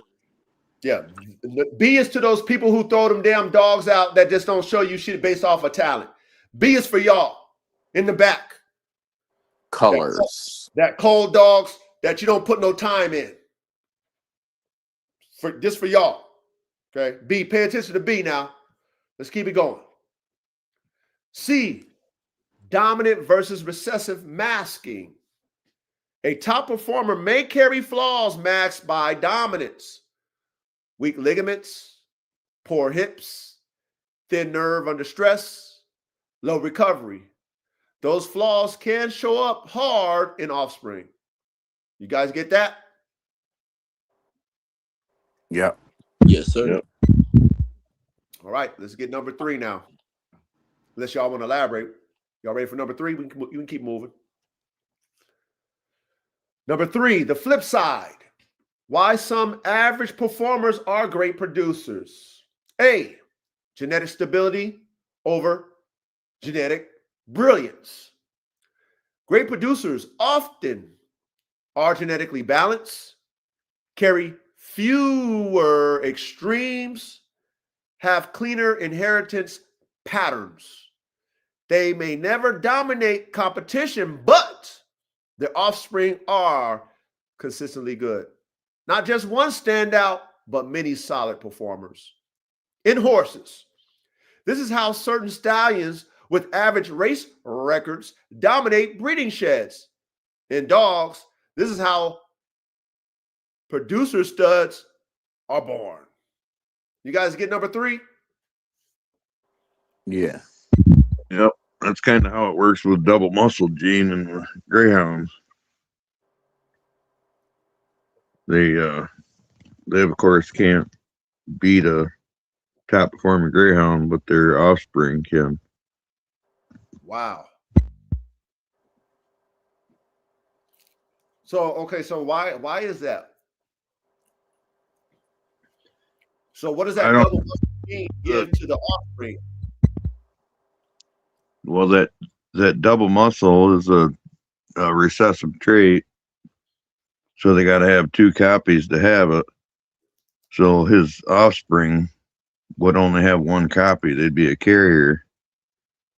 and it gives them some kind of boost Okay. that they don't. Yeah, that's what I understand. wanted to know. So it gives them a boost because their dad carried both copies because they came off of a dog that had double muscle. Even though they're not showing it, it gives them an advantage. That's what they.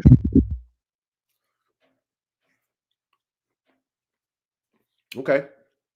Let's go to B. Prepotency, the kingmaker trait. Shout out to our classroom. We taught about all this shit. If y'all want to really learn, go back. You know what I mean? Pay attention in class, take notes. If you're really serious about your craft, you're going to learn something. You're going to take some notes, man. We grown-ass men nowadays. Grown women. I hope y'all grown. You know what I mean? Hope y'all ain't in school doing what y'all was doing when y'all was in high school and middle school, not paying attention in class, not doing your homework, not studying. When you have a passion for something, you're going to study because you want to learn. You're not going to learn just fucking listening to people. You need to go do your homework, okay? I share this screen on here so you guys can read it for yourself. If you got ChatGPT and you know how to use it, fucking do your own research. Pay attention in class because we talked about prepotency. So she says prepotency is the kingmaker trait, which I agree. Here he is. A prepotent producer stamps their traits regardless of mate, produces similar offspring repeatedly.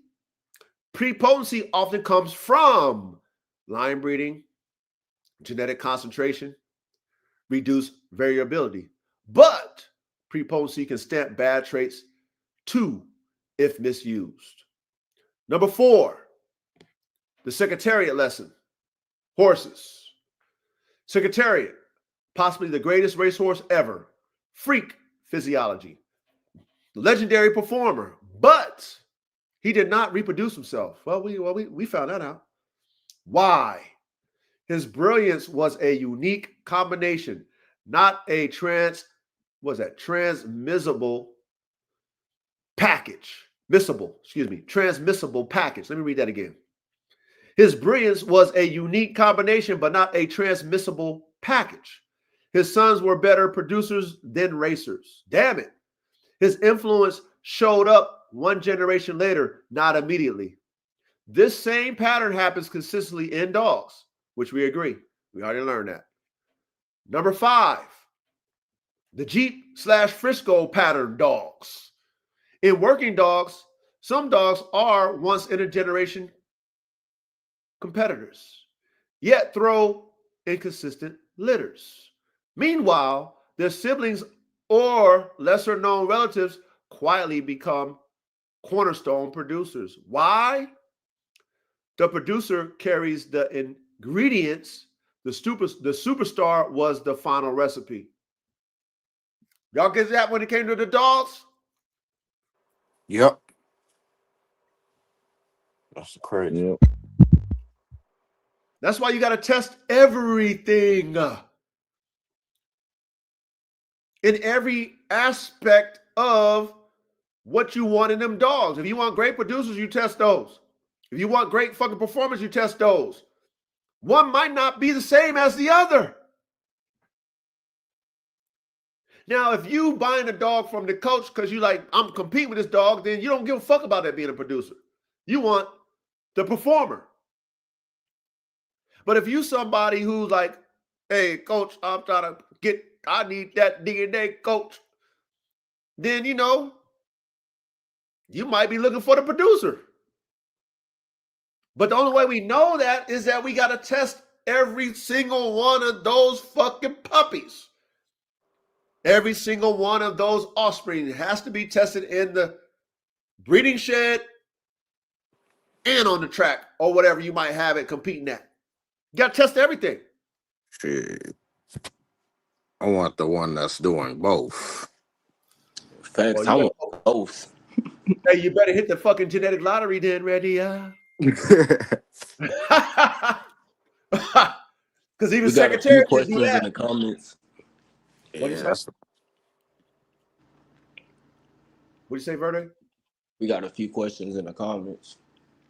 Okay. Kari and TSD. Okay. Salute only the counselor. Big salute to you, brother. A little counsel. Let's see. Okay, so we'll do TESD. So he says, so a recessive gene being passed. Hold on. Let me see. Hold on. Let me go to the first one here. He says, so when the genes get reshuffled, it's getting a random gene to his offspring. I'm gonna let K-Man answer that. That's TESD. He asked that question. So when the genes get reshuffled, getting a random gene to his offspring. Go ahead, K-Man. Yeah, because the strands of DNA actually rip in half. They mash together and then they rip in half. So it's like tearing a sheet of paper. You don't know where it's going to break. So some of them sections you might not even get from your one parent.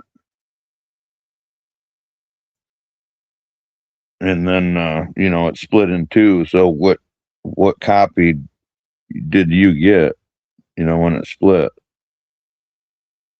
There's two puppies. They got two different copies from dad, and they got, a copy each that's different.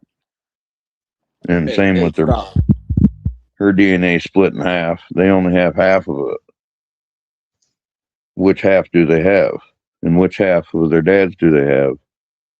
You got, 4 different combinations right there.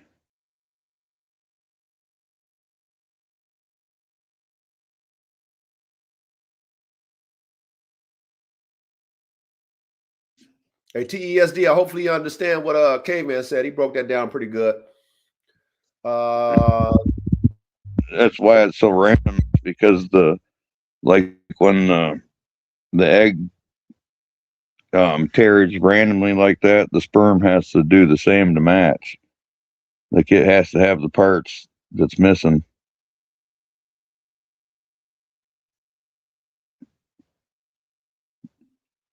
Okay. Thank you, K-Man. The Bakari asks, he says, how hard is it to get a superstar that also can produce himself? It's very hard, the Bakari. It's very hard. You know what I mean? Because, again, like she told us, that individual, if that individual wants it that bad to be a superstar, it could be a superstar. That's why you can never judge. You ever heard the old saying? Of course we have. Never judge a book by its cover. So how you would pick something based off of how it looks and be like, oh, that's the one. And then that smaller one be the top tier performer. We've all seen that shit happen. I know I have. Yeah, I said it. Yeah, the one you picked wasn't the one. And then the one you fucking threw out under the table thought it wasn't shit because based off how it looked was the top tier performer. Okay, boom. But then again, the breeding part of it is a whole different play because you have to match that animal to the right fucking bitch. When you are line breeding and things of that nature, there's a reason why you line breeding. Right? You're not looking for the top tier performers when you're line breeding. You might just want to stay the same. So when you created this superstar, you know that shit was an anomaly. You know you hit the lottery, you hit the jackpot. So you can pray to God all the time, which I do when I breed. Nothing goes wrong. My puppies survive. Everything's good. You know, all the shit you're supposed to pray for when you're praying to God about your productions. But then every now and then, God blesses you with that animal who has the spirit of Michael Jordan in him. The spirit of Secretariat in him. Every now and then. But that spirit you can't reproduce. Does that make sense, y'all? Yep. Can't nobody take Michael Jordan out of his body and put him in another body. Only one can do that is God. That's the only one who can do that. We can clone Michael Jordan's body. Like how she was talking about the clones. You can make the body, the shell, look the way it used to look. But the soul ain't in there. The soul is not there. Thank you, Reddy. Thank you, Reddy. So that's why the Bakari, hopefully I answered your question. I know it was kind of long-winded, But that's why you can't it's hard to reproduce a superstar, because you can't put that, you can't clone a soul. I don't care how good you are at matching genetics. And that's why I tell you guys, I know better than that. I want better than AK. I don't want the same fucking AK. Because I can't reproduce him. He can reproduce his likeness. Does that make sense? His likeness. Yeah. But I know AK Soul is his own. And me as a breeder, hopefully I can put the genetic fucking explosion in there to fucking have a dog that has the talent genetically to be a freak like his daddy, but then now it's up to me to develop the mind, to develop the soul, to where in competition he surpasses his dad or his mother. But that's very hard to do. It's very hard to do. Very hard to do. We got the anthro bulldogology.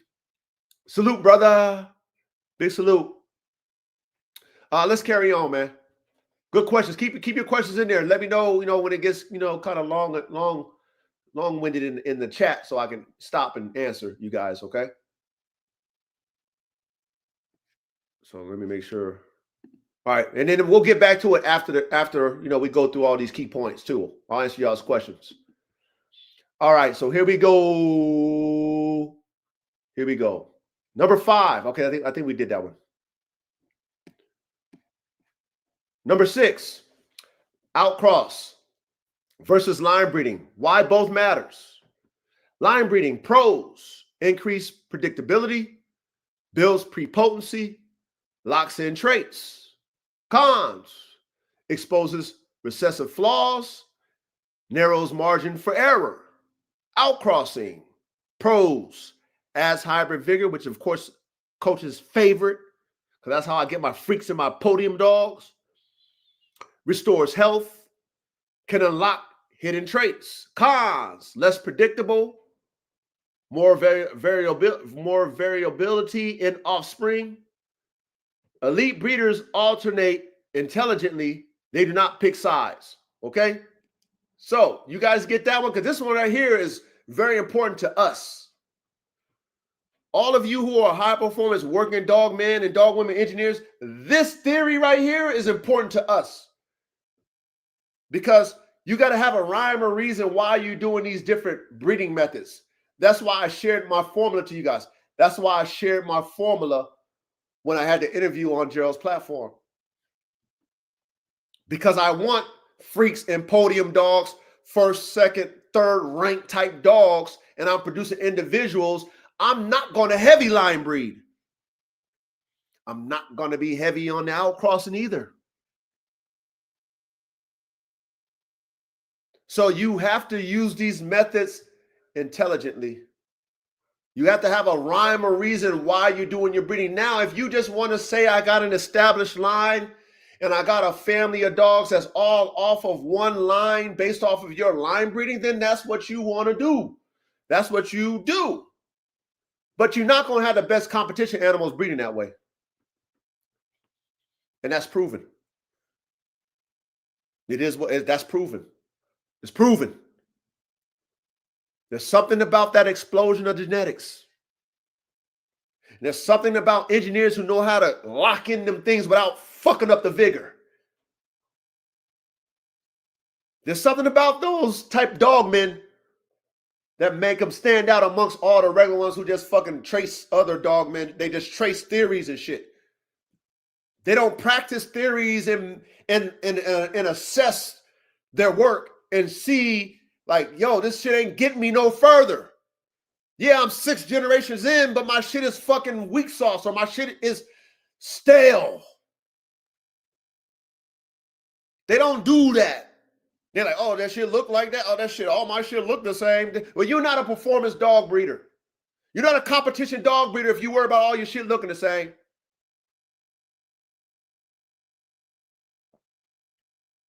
So please pay attention to number 6. Let me read that again. Number 6, outcross versus line breeding. Why both matters. Why both matters. Line breeding, pros: increase predictability, builds prepotency, locks in traits. Now, when you don't have a prepotent dog, this is how you increase the possibilities of you getting a prepotent dog. Line breeding. Okay? There's a reason why you're doing it, right? You're locking in traits and you want it to come back out in offspring. So you line breed. It makes sense, right? Not because, oh, I want to have a line of dogs and this is my family of dogs. No, you're doing it because you want prepotency and you don't already have it. So that's why you're doing it. Boom. Cons, expressive recessive flaws. We know that. Narrows margins for error. We get that. Outcrossing. Pros, adds hybrid vigor. You're not going to get no freaks without hybrid vigor. I wouldn't have AK in my life if he wasn't a 50-50 outcross. Period. You wouldn't have Secretariat if he wasn't a motherfucking outcross. 5 and 5. 5 and 5. You know what I mean? Loose line breeding. Caveman taught us that. Loose line breeding was fucking Secretariat. Only related within the 5th generation and back. Wasn't related 5th and to the front. Wasn't related. So they call that in thoroughbred horse racing where all the horses are related. They call that a fucking hard outcross. That's why Secretariat was a 1 of 1. Cons, less predictable. Okay, well, shit, you know how the coach love it. I like genetic variance. You might not like genetic variance, and that's okay. You know, when you're an artist, do you.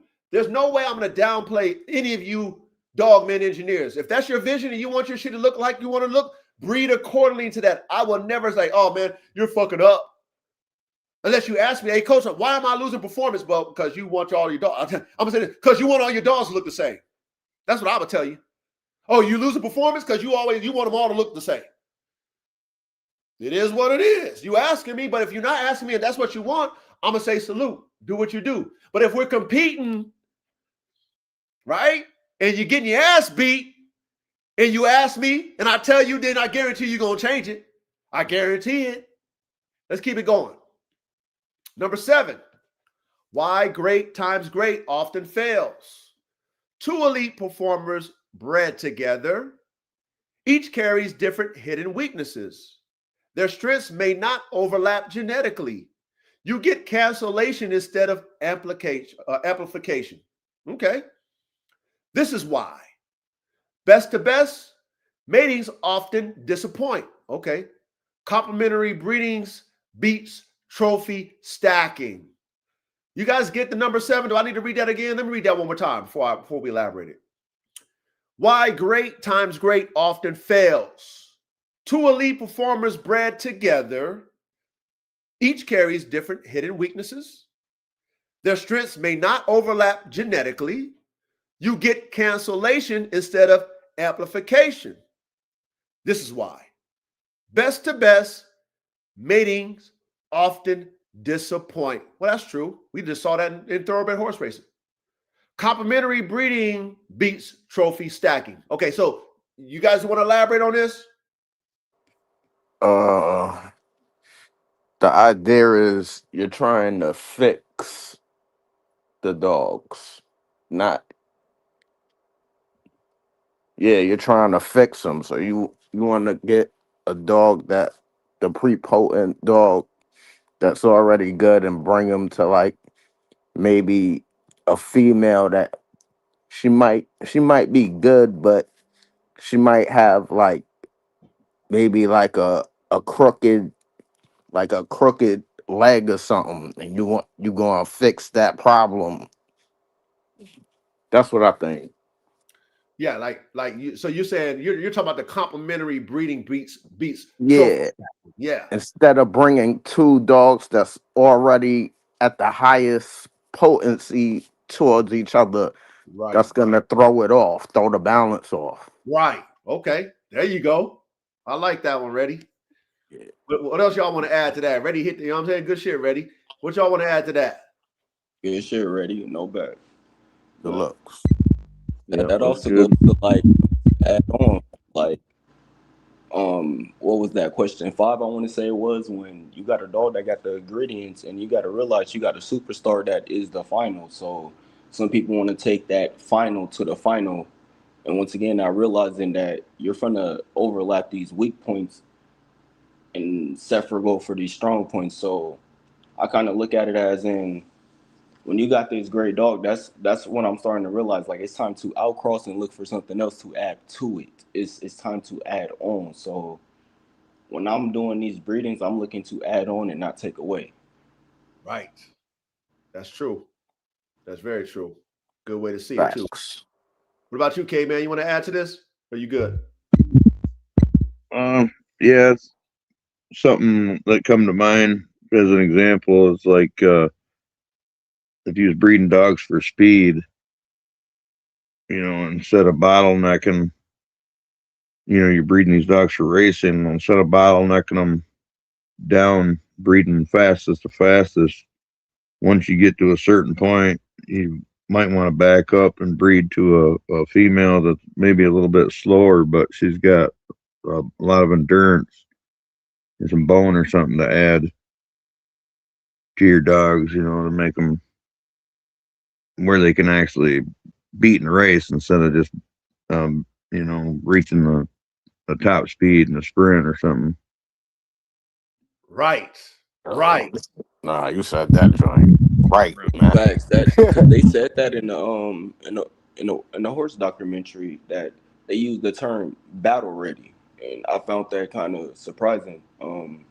So they didn't just have track ready, but they also said battle ready, and it kind of made me think a little bit different about how we also breed these dogs. Like once again, some people just want a dog that's plug and play, like what Coach was saying, but you got to realize like having a real battle ready dog, a dog with an on and off switch, a dog that can go in these different environments because it has a diversity behind it to be able to do these things.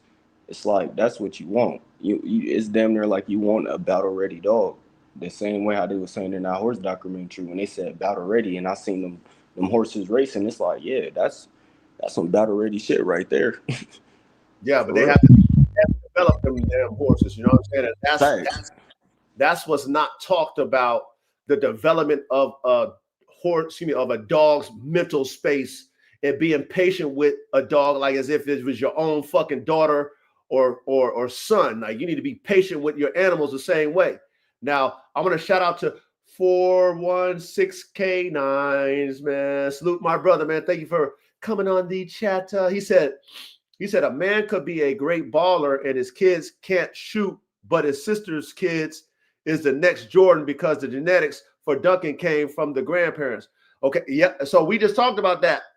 Just trusting the genetics because the spirit is a whole nother play. And this is very important for us that we put dogs together.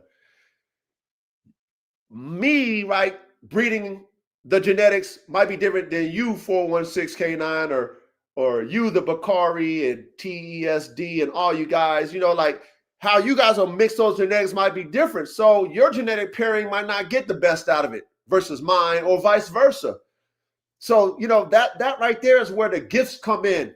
You know what I mean? And for me, I speak about my talent that God gave me, okay? All of us have talents, whether you believe in talents or not, whether you even use your talents or not. Some people have more talents in certain areas than others. Some people have more work ethic than talent, which trumps talent, okay? So everything plays, okay? So we're not here to downplay anybody's ability. But if you have talent, let's say like myself, that you're like a visionary, you really study this shit, you really like, before you purchase DNA, you like asking all the right questions, you buy it, of course, it's still a trouble, it's a gamble, all the shit you're supposed to do when you try to work at a high level. And then you mixing shit and you getting shit to pop, you get shit to click. That right there is very important to making these top tier level high performance dogs, is knowing how to put them and match them, just like she said. Let me make sure I say it right here. Complementary breeding beats trophy stacking. So I'm not just breeding champion to champion because they champions and winner to winner because they winners. It's like what K-Man said. It's like what you said, Reddy, Verde, etc. All y'all get this in class. Complementary means, okay, I got this. This is your strong point, sire, and this is your strong point. Damn. And my vision, because I trust in the DNA, the genetics, I'm going to infuse the differences that should complement each other when I infuse them. Does that make sense, y'all? Yep. That's it. Yep. Yeah. Okay, good, good. So please, gentlemen and ladies, pay attention in class. This is the tip of the top of the iceberg, man. We teach y'all to think outside the box to create the circle. Okay, there's a rhyme or reason to why we doing it, but not everybody know what the fuck they doing. That's why I say theories is there for a starting point. Theories are there because our forefathers and shit, they was already doing this shit. Ain't nothing new under the sun. So they lay it down for us to follow. They lay it down what they did for us to follow, but it doesn't mean that we don't progress it. That doesn't mean that we keep it stale 1950, 1920, 1800s. We don't keep it, you know what I mean? We don't keep it stale. They lay it down for us to pick it up and make it better. So please pay attention in class. Let's go to number 8. Best breeding practices, dogs and horses. What actually works? Breed producers to producers. Proven offspring is greater than personal performance. Stud families, not individuals. Litter mates have siblings, second generation results. Okay, we know that. Track failure as closely as success. We know that. What didn't reproduce matters more. Avoid emotional breeding. Fame does not equate genetic value. Breed to correct weaknesses, not to double down on strengths blindly. Number 6, accept probabilities, not guarantees. There are no sure things, only better odds. Do you guys get number 8, Ty? Yep. Okay. Yep. All right. Good. I'm glad we get number 8. Okay. Let me go to the next shot. Number 9, the real parallel between dogs and horses. Categories, concept, dogs, horses. All right, the concept, elite performer, dogs, competition champions, horses, stakes winners. Concept, great producers, dogs, stud dog, horses, foundation stallions. Concept, genetic lottery, dogs, one freak dog, horses, one freak horse. Concept, family dominance, dogs, working lines, horses, sire lines. Concept, delayed impact, dogs, grandsire effect, horses, broodmare sire effect. Same biology, same rules, different arenas. Same old song, just a different story. You guys understand number 9? Yes. Yep. Yes, sir. All right. But I do got a question, Coach, though, for the sire lines, for the horses, right? And I kind of add this to the dogs for the working lines too. But for the horses, it said sire lines. Can we say that some of these sire lines are actually built off of females, off of the knowledge that we know of today? Well, okay, so look, this is why they say sire lines, okay? It's not to downplay one over the other, but the sire can produce more than the females. Facts. I do agree on that. Facts. So that's why because you can shoot, you know what I mean? You can play the lottery more with your males than your females. With the female horses, they can probably give you 12 to 15 goddamn horses in their lifetime, 10 to 15. Why that male getting smacked, like they said, secretary, what, 600? 600 plus? So that's why they do that. They're not downplaying one over the other because, like with horses, the brood mares are the ones that's pretty much producing more than the sires. As far as top tier performers coming off of them, right? If we play in the numbers, okay, you know, right. I see where you're going. Go ahead. I said I see where you're going, Coach. I'm understanding. Okay. Let's carry on. Number 10, bottom line, straight talk. Performance is individuals. Production is genetic. The best breeders chase consistency, not headlines. True greatness shows up across generations, not just podiums. Okay. So let's see here.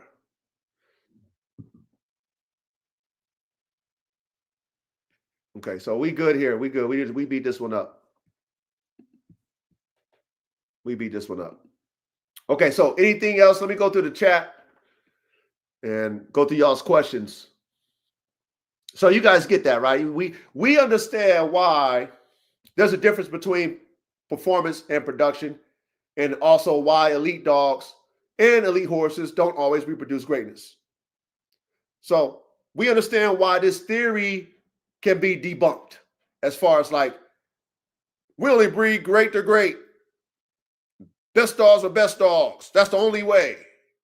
We understand why that's not, that's just fucking a myth. Do you understand? Yep.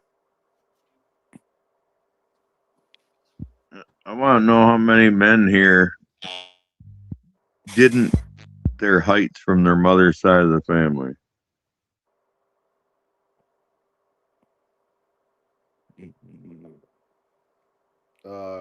I don't understand. Go ahead. Ask it again. Okay.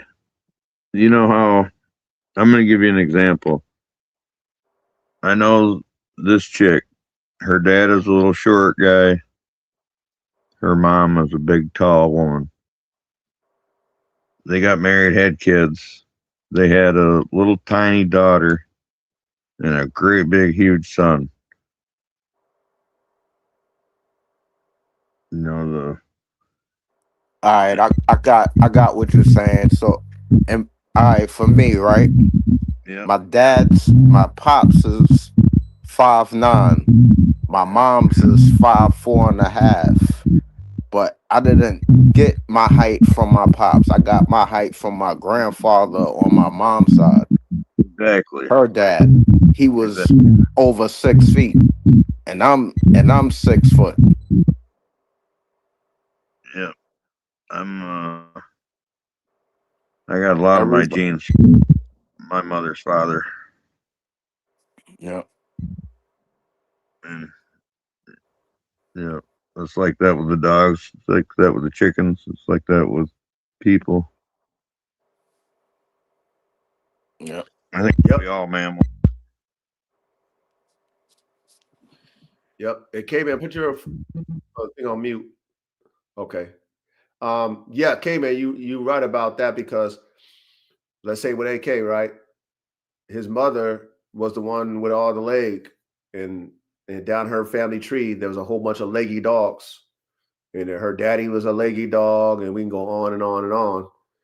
And on AK's daddy's side, there's not a lot of leggy dogs down there. Gunner's not a leggy dog, and his daddy's not, and there's not a lot of leggy dogs. So where did AK get that 26 inches from? He got it from his mother. And me understanding, the genetic combinations between AK's mother and his father, I was praying to God that I would get a leggy dog, but I didn't have to pray. I just believed in what was going to happen in that genetic combination, that genetic variance. And when I stacked my dog up, when it was time for me to pick my puppy, my pick, like I expressed to you, like I said on Gerald's platform, I made Simon stack the dog, and I saw the leg that I needed to see. That's what I was buying. I was buying leg, and I believed in the drive that came from the daddy. So as long as I got the leg from the mother, that's what I was looking for, because I wanted to make my dogs bigger. So like you said, that came from AK's mother's side, is that height. You know what I mean? So however, everything plays, y'all. That's why this just a lottery. Nothing there's nothing guaranteed. Just because you got a bitch that got that leg and shit, you might have some dogs that don't got leg in that motherfucker. It's just how it goes. Right, because she might carry the genes for shorter legs and give that to one of her other sons or daughters. Right. She can carry both. So again, genetic lottery, y'all. So let me answer some of these questions here. So TESD, he said, so do this mean even if you put the same two dogs back together, you might not get that freak because the genetics don't line up? Yeah. Nothing is guaranteed. Go ahead, K-Man. Yeah, that's absolutely right. You can get different colors depending on your breed, especially with like pit bulls. You can get different colors each time you breed them.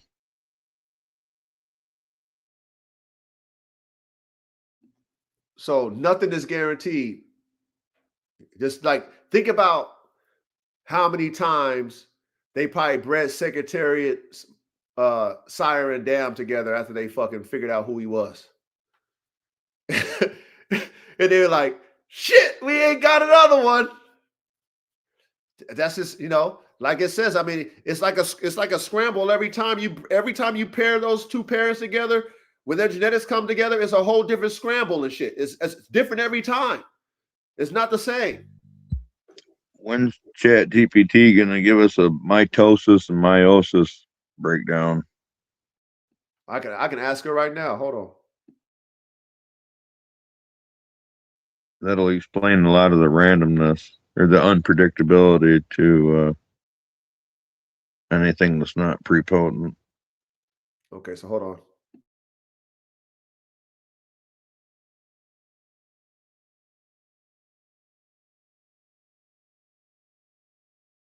All right, what'd you say? What are we asking her?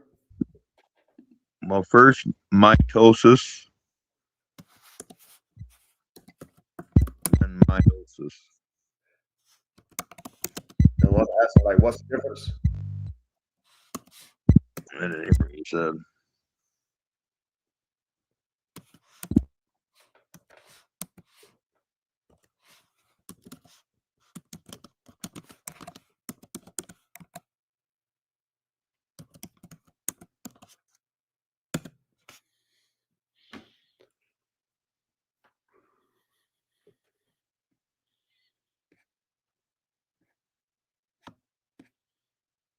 Okay, she's doing it right now.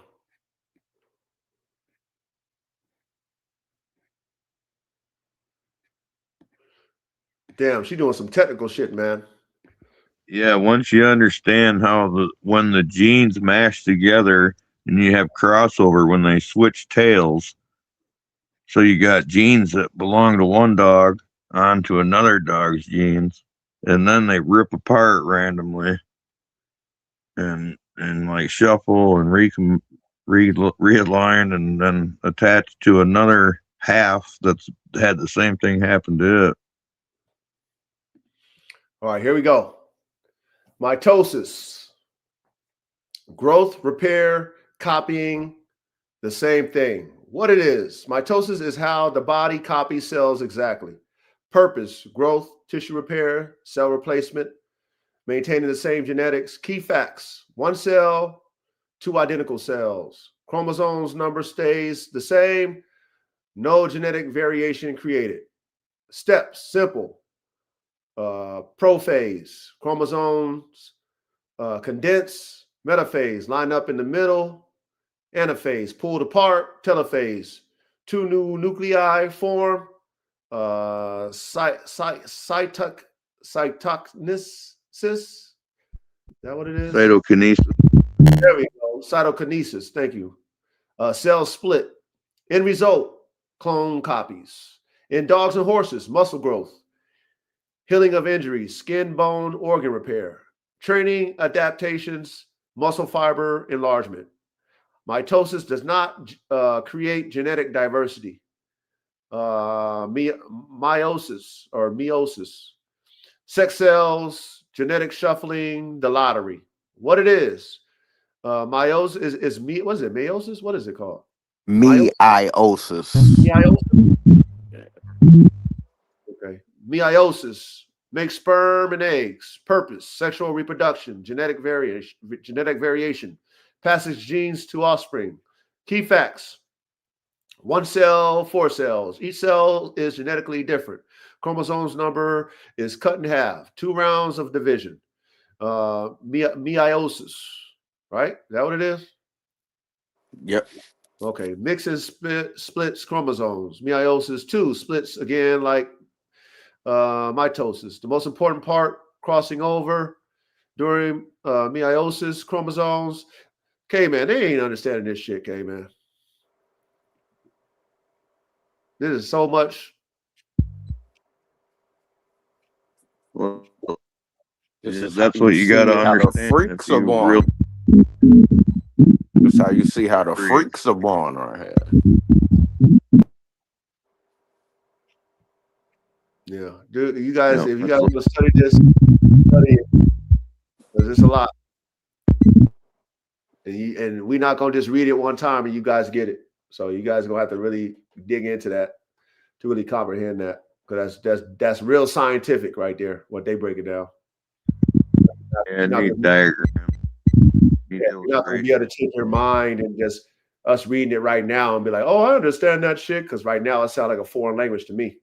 So I would have to study it to really, break it down for us to digest it. You know what I'm saying? But it's something for us to look into. Now that I got it in my notes, man, I'll dig deeper into it for sure. Hey, I can share some sources with you too to start at entry level and go right on up to college exam level. Okay. Let's answer more of these questions. I think there's a lot of people who got some good questions in here.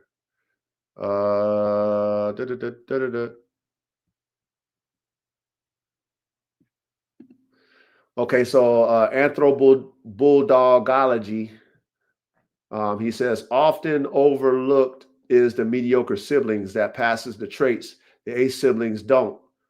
Yeah, he said Billy Stevens. Yeah, that's what we're talking about. How you do overlook the weaker sibling in performance or the one that doesn't look the way you want it to look. And then, you pass it on to somebody else and then they, breed that animal, not necessarily the same way you bred it, but bred it, within the same breed. And then, you see its offspring like being way more superior than the one that you picked that was superior in size and in performance than that smaller one that was lacking that. And again, a lot of that is development. See, K-Man can relate to this. And if you guys ever have a pack of dogs, when you see how a pack shapes each other, you'd be surprised which dog comes out on top. When you see that small dog and it's around its environment and they shape each other, you'd be surprised. The one that you pick probably ain't gonna be the alpha. You'd be surprised. You know what I mean? And that's why puppy development is so important. It's as important as producing that puppy. Damn near it's more important than producing the dog is the development of that dog. And I'll shout out to you trainers out there who train these dogs to do these type of level of work. But that should be something that I feel that the trainer should showcase the development of that dog's mind and show us how you could take a mediocre dog and make it a fucking top tier dog. I want to see that shit. When you show me that as a trainer, in either way, I'm just on the sidelines anyway. I'm not going to comment anyway, but then that's when I'm going to comment. And just this week, I commented on, man, I should have got his name, man. I want to get him a shout out, but I shared him to you, Reddy, before, the one with those big ass mouths and shit. Oh yeah. I'm gonna get his name next time. I'm gonna give him a shout. But I gave him a shout out in the comment section. I see him always working, and he like won a big ass fucking competition, and he's got a big following and stuff. But I see him working every day. He's working every day with his dogs, and I see what he's doing, and I was like, bro, I've been watching you for a while, and I can just see that you've been working on these dogs' mental. You know what I mean, like the mental game. And remember that Malinois I showed you, Reddy, that the guy got the Malinois painting and shit like that? Yeah. Monkey. Gunner is his name. I think something Gunner and shit, right? Gunner or Monkey. I know there's two dogs that's like that. That's doing all that crazy shit. Yeah. So him and I, we linked in or whatever. And, I sent him a friend request and, he, a follow or whatever, and he accepted it. And then, I shot him a DM, just let him know, like, bro, what you doing with your mouth is amazing. You know what I mean? And, he thanked me and, but that part of it, like, for you to take the time to get your dog mental game on that point where it can paint, like his dog is doing whatever he tells it to do. Hell yeah. Like he can give it Anything. Yeah. He give it hand signals. It goes into the drawer, gets his remote. It's just amazing what he has his dog doing, but he develops that dog's mind. Yeah. That is impressive to me as a trainer. Okay. Depending on the dog's talent, makes you look good. Like, I ain't gonna lie though. I've seen a lot of dogs kind of do what that dog does, but that dog does it faster. That's what I'm gonna say. That dog does it way faster and way efficient. So think about it like this, ready? How much time did he put in that? So it's like this. If there was trainers lined up and I wanted to develop my dog's mind for him to do, the dog to do whatever I wanted to do and be versatile in what I wanted to do. And let's say that guy was up for services as far as me hiring him. You know what I mean? Like that's somebody that I would hire to develop my dog. There's another dude in Africa that's pretty dope too. There's a brother in Africa. I think he's in Africa or something like that. His dogs do some amazing ass shit too. You know what I mean? I might have seen him too. Yeah, I'm sure you've seen him too. But like these are the guys who are top tier in their craft because they're developing the dog. Yeah. They're taking time trying to understand the dog, and then they know the dog can learn. Then they pushing the limits with the dog. Okay, well, let me see if you can learn this. Let me see if you learn that. You know what I mean? Who's gonna think that? Hey, I'm gonna make my dog fucking paint a picture, and all he's doing is hand signals with the dog. Yeah. That took time to develop. He just didn't have that dog. I'm gonna breed dogs, and they're gonna be painters. And their talent is going to make them painters. And if one of them doesn't want to pick up the brush automatically, then I'm going to call his ass. Then he's not doing that. But, in theory, that's what people teach you to do, right? They teach you that shit in theory, right? And then you throw away some of your best fucking producers doing that shit. But let's put another question on here. TESD said, so why you get a dog that is the superstar, his siblings will be throwing superstars while the superstar will not be able to reproduce itself. Well, it's like this, TESD. You don't know who's going to produce better or himself until you fucking test it out. So what that means is you can't assume because it's a superstar that it's going to be a great producer, and you can't assume that it's not a superstar that it won't. That's the moral of this whole class tonight. Believe in your DNA. Believe in your ability to develop your animal. And let the proof be in the pudding when it comes to productions. Don't assume nothing. Don't assume shit until you test them, because they don't do that in thoroughbred horse breeding.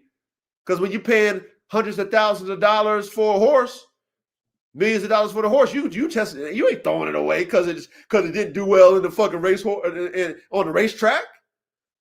You're like, I gotta get my money back. So why we doing that with dogs and shit? Because you know what, the dogs ain't worth shit anyway to you. You can just keep breeding shit until you find that easy dog that shows you something. That's why you bred that stud to about 20 different bitches. You finally got one or two out of the fucking hundreds of puppies you done had. Come on, y'all. We do better than that. Let's keep going. Damn, I was about to ask something. All right. So, in like, about big cats and all that shit, right? Like the hybrid cats and all that shit. Yeah, liger and all that shit. Yeah. All right. So they say the liger is sterile, but if you do it the opposite way and do the tiger to the lion, it's a Tygon, and that one can reproduce. That's interesting.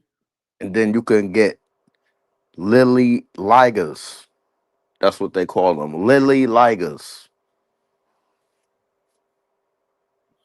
That's Can they interesting.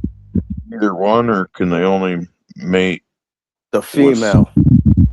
The female is the reproducer. The male, I don't think the male.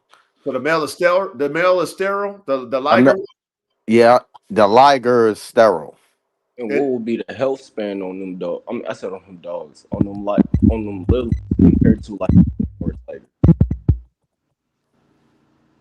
I don't know, because all the ones that were born are still alive and healthy.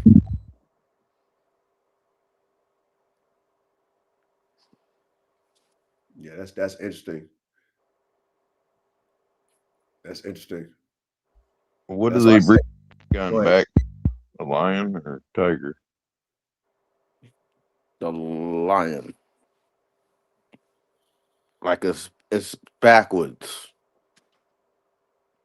Instead of making the liger one, you do the tiger into the lion, like the male tiger to a female lion, and you get a Tygon.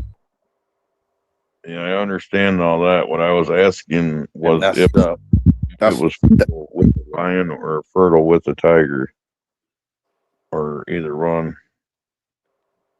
it's either one. Yeah, because you're getting you got the X from the lion on the bottom. That's what I was wondering, if it would only remate with the lion or what.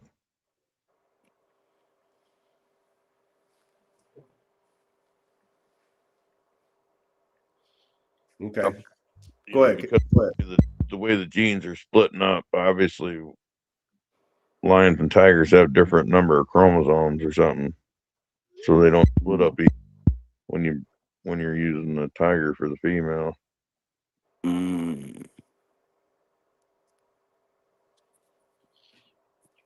Okay. Yes, that's interesting, man. Interesting. Yeah, that's above my mental pay grade. Shit. Yeah. You know what I'm saying? But definitely interesting for sure. I was trying to see where that would fit in with dogs, though. If dogs could have that. But what would you breed a dog to? The dogs are already doing that. They're already doing that with dogs. Like dogs to coyotes, dogs to Dogs at that point. they're already doing those type of shit with dogs. Dogs to wolves. No, I don't mean like that Pacific wild type hybrid. I mean like that similar situation, like like how you do a mule and shit, how you make a mule. no, like why are they sterile? Why one is sterile and the other one is fertile? I don't know. We have to study that to find that one out already. I'm sure they got an answer to it, but we would have to study it. That's kind of the same with horses and donkeys. They have a different number of chromosomes. They can match, but when they split apart, they split up in an odd number, so they can't match up. Generation. Let's say there was what would it be? Let's say one had 32 and the other one had 34. Right. But then they split up, each has 33. You know, because there's 66. And it don't match up that way. Damn. Okay, let me get through these questions. 416 says most of the best dogs come from a fire dog to a cold bitch. Was it Frisco a brew dog? What is? I think he said brew dog. Yeah, brew dog. Never matched. I don't really know about that. K-Man might know. Nah, I forgot all that bulldog history, but I mean, if the genetics is there, and cold dogs are just overdone gameness, You know what I mean? They're so game they don't even give a shit. So you can absolutely get game dogs out of them. Okay. So yeah, 416. You know what I mean? You know what time it is. 416. You do your shit. You do your studies. So you get it. You get it. Let me see what else we got over here.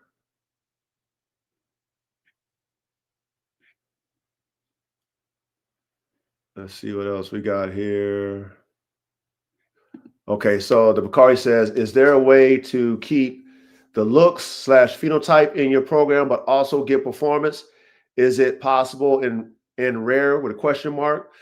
Does one has to go when the other one is present? No. Okay, man. Form follows function. So if you like the looks of an athletic dog, then you have the phenotype that you like in the performance. But if you're looking for a phenotype that doesn't fit performance, then no. That's basically what it is. If you're into greyhounds, you got to like the look of a greyhound. You can't like the look of an English Mastiff, and want to keep that phenotype in your racing dogs. Yeah. No, man, you hit the nail on the head. That's basically like when I asked you about adding AK to the bulldog, if that would fix, and you was like, nah, then it won't be the bulldog no more. It's just fucking up. It'll take away from that. Yeah, no, it will The fix it. phenotype. It would It'll fix fix it, but it won't be the same There phenotype. you go. Yep. That's Yeah. it. Yeah, exactly. Will be no longer a bulldog phenotype. Mm. So when you breeding for performance has to trump all even looks. So form over function, which one are you going for? Okay. Now, it should be form and function when it comes to performance. It should work with each other, right? But some of your ugliest dogs is your best working dogs. So it's a song and a dance. I'm gonna tell you this: the Bakari is a song and a dance as a breeder. What I mean by that is you got to try to create the best of both worlds, phenotypically and genotypically, to your aesthetic liking. But if you are a performance breeder, performance always trumps looks any day. Performance always trumps phenotype. Because most of the time when people say phenotype, it's a specific look that you want to see. It's not necessarily the best look for the dog to perform. Because like I said, a top tier performer might look ugly to you phenotypically to you. Right? That high rear, you might not like it, but for performance, that high rear might be what makes it, have that spring or make it have that pulling power. Like all that shit plays when you're dealing with performance animals. So that's why I say it's a song and a dance, because you don't want to get too caught up in phenotype when you're trying to breed for performance, because you'll be surprised at what God gives you based off of what you see and what you think. Like, man, I don't like that. But the way that shit's performing is like, damn it. Well, I'm glad I got it. I mean, genetics work like that, especially when you testing your shit. It really do blow your mind when you assume shit and then come to find out what you thought wasn't good was actually better for your dog's performance. It works out that a lot of times. All right, here we go. All right, Tony said, goal is to get 2 copies of the traits you want. So breeding dog with similar traits versus just because they're related works better. Okay. You guys understand what Tony's talking about?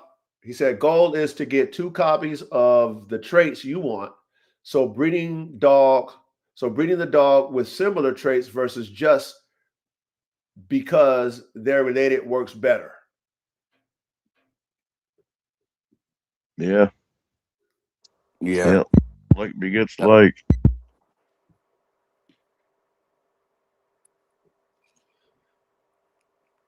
Okay. See what else we got.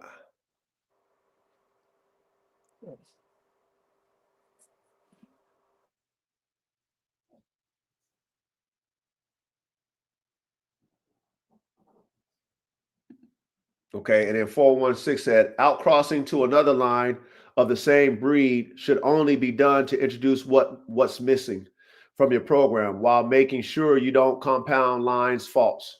That's true. But that's a song and a dance too, because now you're reshuffling, you're reshuffling genes. So this is where the art form comes in, right? This is where the skilled are considered skilled at what they do.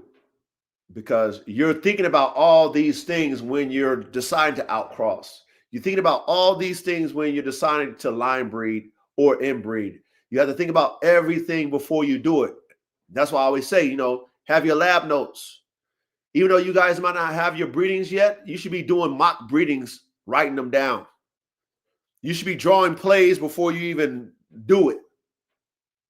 Have different scenarios that could possibly happen based off of the dogs that you plan on using, based off the DNA that you plan on using. You should have all that lined up.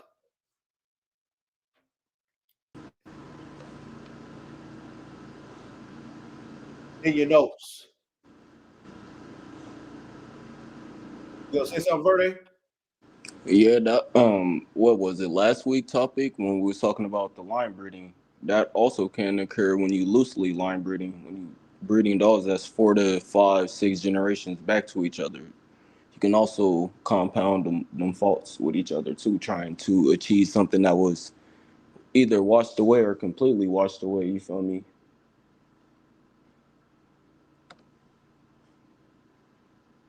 Well, like I said, there should be a reason why you're doing everything. You just don't do it just to do it. And then, like I said, if you're a performance breeder, it should be you should be breeding them for better every time. It should always be that I'm trying to add something. Because real talk, if you want to maintain, then you collect your studs. If you got a pre-pone stud and you want to maintain that in your line, collect the semen. There it is, on ice. It ain't going nowhere until you fucking put it in the bitch or you lose it. They destroy it.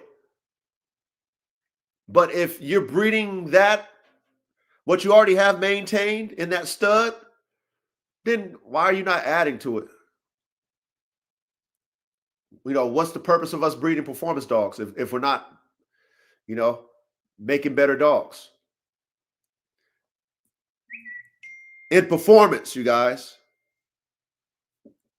You see what I'm saying? Like, that should be your objective every fucking time you cook up a breeding.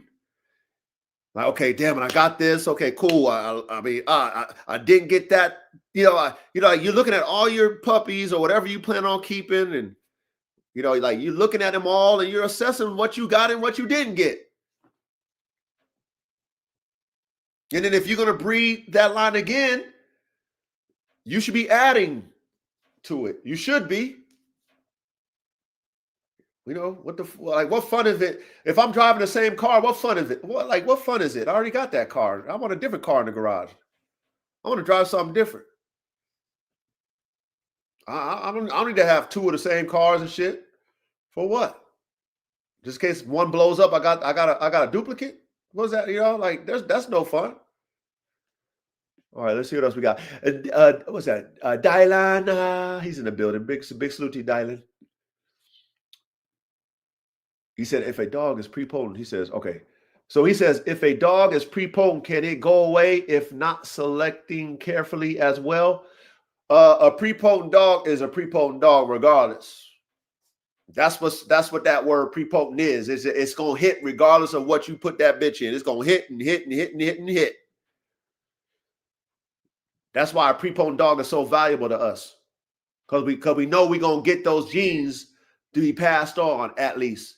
Now, we don't know how they're gonna combinate, like that combination. We don't know how it's gonna combine with that female, but we know we're gonna get that we know we're going to get from that male or female who is prepotent.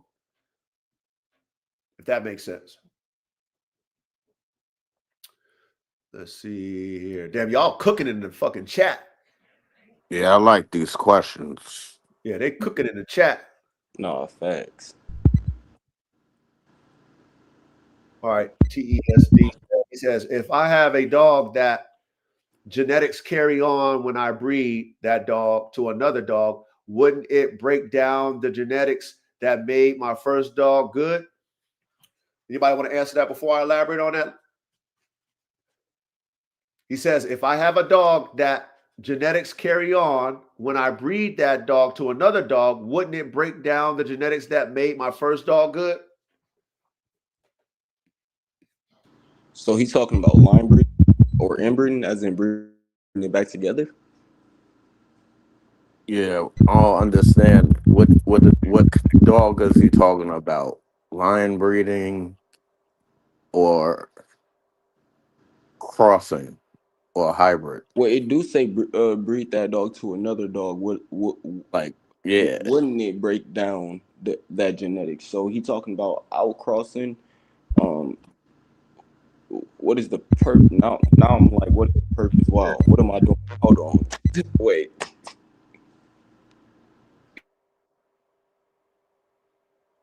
Go ahead, K-Man. Well, my question is, what are you breeding it to? Because yes, Yeah. you can. It's going to break it down, but are you breeding it to a likeness, or are you breeding it complete opposite? I mean, that is the idea of line breeding. If you're calling this an outcross, you're going to have to breed back into that original dog's line to keep that.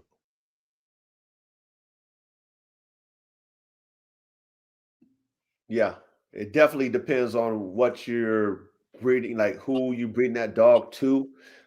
The breakdown is not a bad thing. It's a good thing. The recombination of genes is not a bad thing. Okay. Now, this is a TESD. This is why a prepotent dog is very important, because that breakdown is what we want, because we want different, not different and bad, but different and better. Now, everything plays now. Nothing is a perfect production. But if you can get more out of each litter or each production, then you scored on that. You scored on that. And the recombination of the genes is a given. It's a given. So, like I said, with AK, I'm grateful to God that I have a dog like him. But my goal is not to reproduce him. I want to reproduce a variant of him that is better. I don't care if it's smaller than him. I don't care if it's bigger than him. I don't care if it's a mid-sized version. I don't care if the phenotype's different. I don't care if it's a different color. I want to see those traits in performance that I love in AK in his offspring, but I want to see more. I want to see more options in that bitch. You see what I'm saying? I want to have more features. You know, if that makes sense. So that genetic recombination that you're going to get, expect your dog to be different. I expect it to be different. So, yes, it's definitely going to change for sure. Unless you just want to inbreed you're going to inbreed and shit. You might be able to get some lookalikes. That is true, Coach, but yeah. not even but from my experience, an inbred bitch taken to a F1, you would see more diversity in that offspring than what you see in that inbred bitch. Definitely, if you have a prepotent F1, you will see more of the F1 traits in that offspring. And a lot of people will argue like it's an inbred bitch. Well, a F1 that's prepotent will overwrite that inbred bitch. For sure.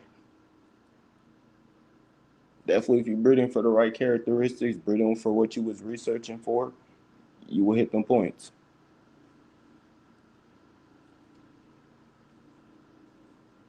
I will tell you guys to embrace the variance.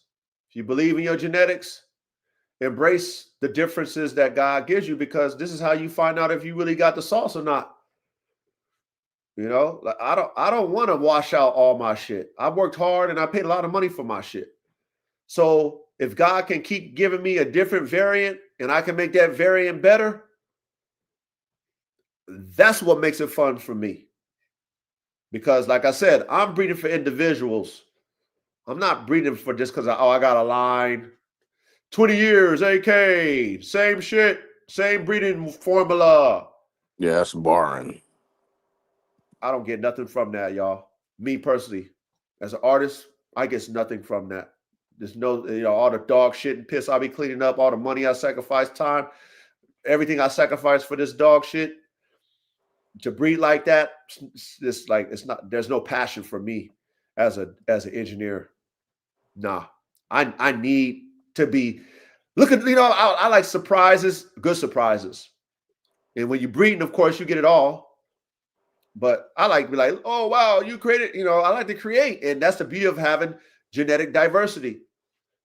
And if you got a stud and you know how to breed them correctly, or you got a bitch, she's giving you what you want every time, but you know how to get the best out of her and get more. That's how you should breed her.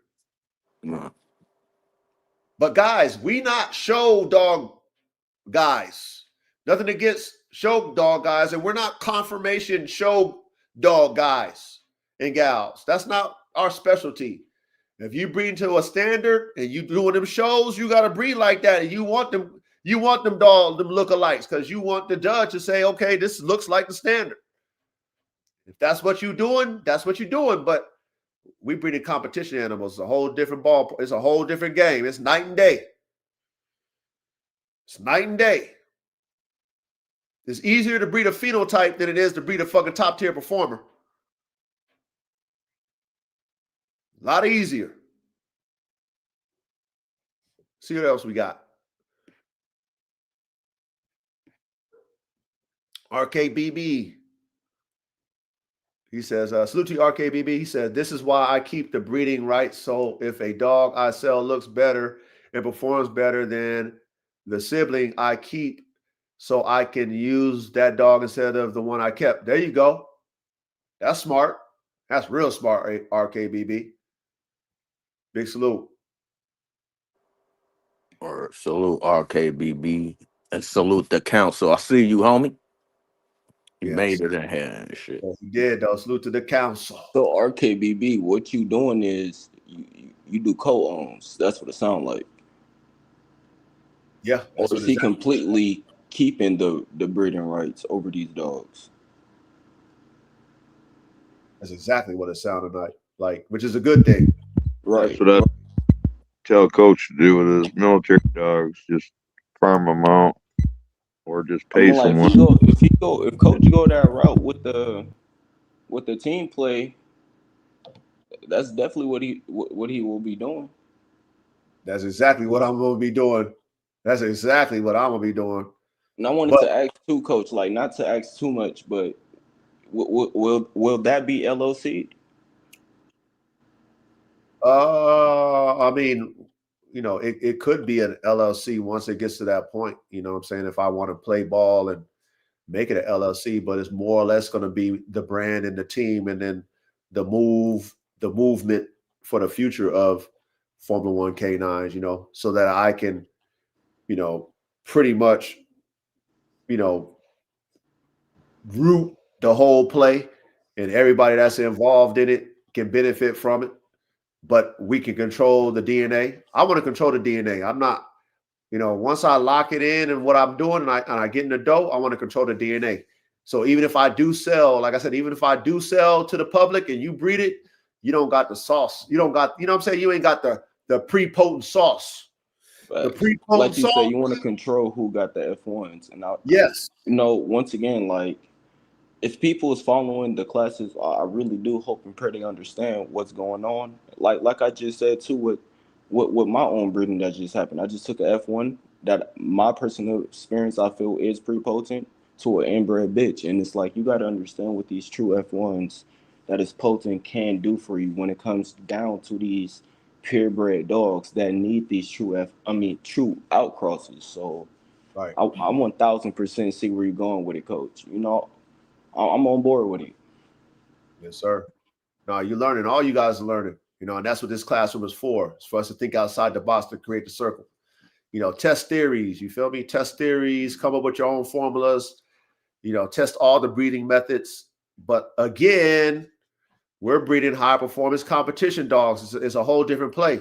It's a lot harder because you have to be creative in the lab. You can't, if you're competing, you can't be complacent because somebody's going to overthink you and outthink you and put together a better dog because you only think in one way. And that's not how you think when you're an engineer and you try to make better. We try to advance the technology of our dogs and the abilities of our dogs. Well, we're going to have to figure out how to add more in our dogs without completely breaking them down when we put them back together. Because the breakdown is a complete breakdown in your notes. And then when you breed them together and they produce, that's the recombination of what was in your notes, the breakdown. And then you assess what you produce. This one, I didn't get this one yet. Oh, I got that. I got a little bit of this. And then you, as a good trainer, you develop it. If it's not showing itself, you try to, a dog, and you got a smart dog, they can learn. So you start tweaking the dog's mind to give you that. Give it to you. Okay. Okay, I had to work a little hard to get it, but okay, I didn't like having to work this hard. Okay, let me go and add a bitch or add a male that already kind of has this genetically, like talent-wise. So that now when I develop it, it's not as hard as the last production was to get it out the dog. Because if it's in the dog's genetics, it's in there. Like it's in there. If it's in the dog, it's in there. It just might be dormant or you might not know how to bring it out. So 416 says, a dog is 100% of its own DNA when bred to another dog. Those pups are only 50% of their father's genetics. So there's no way for pups to be 100% like the father. That's facts. Or the mother. K-Man broke that down a while ago, but you speaking truth, 416. Yep. Facts.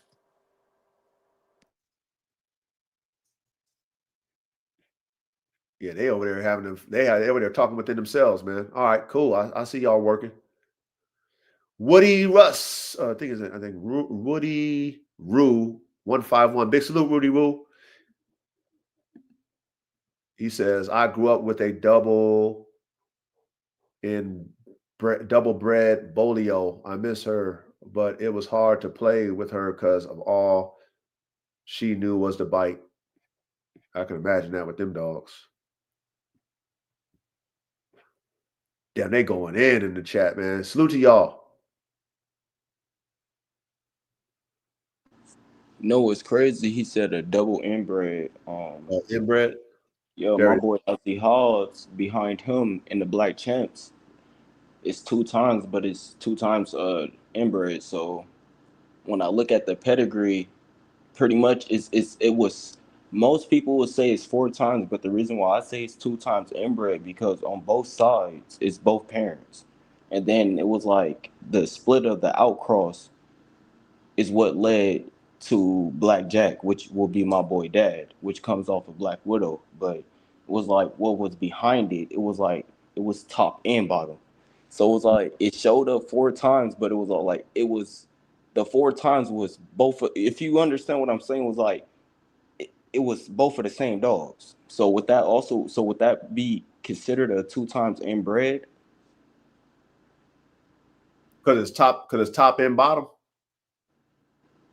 No, so it was on the bottom side, but on the right and the left side, it was both of the same grandparents. Like the grandparents was on the right and the left side, and then on the top, it was a complete different outcross. So you saying 2 times inbred was the offspring of the I'm trying to understand what you're saying. Okay, man, do you understand what he's saying? Not completely. So you're saying the mother come from a brother-sister breeding?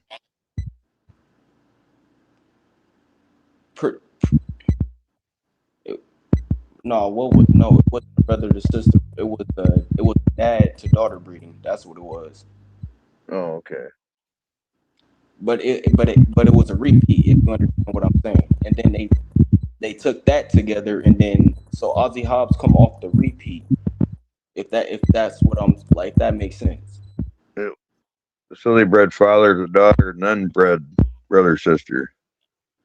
No, they did father to daughter, took something off of that, bred that together, and then outcrossed that. Oh. Well, no. So though only one of the dogs is inbred. If it's outcrossed, then the pups from that aren't. But it still show on this pad though. You know what, Kevin? I'm gonna talk to you about that on the back end, because like me and Reddy, we talked about it, but I'm gonna get in detail about it on the back end, because it was default paperwork, so it's just like that's why I'm asking you, like, and trying to get clarification about this shit, because it was like the way how it was presented to me and what I'm seeing, it's just like you see what I'm saying, That like it's shit just might something not. is That not shit right. bullshit. Pretty much, that's what I'm saying. That's why I call it default paperwork.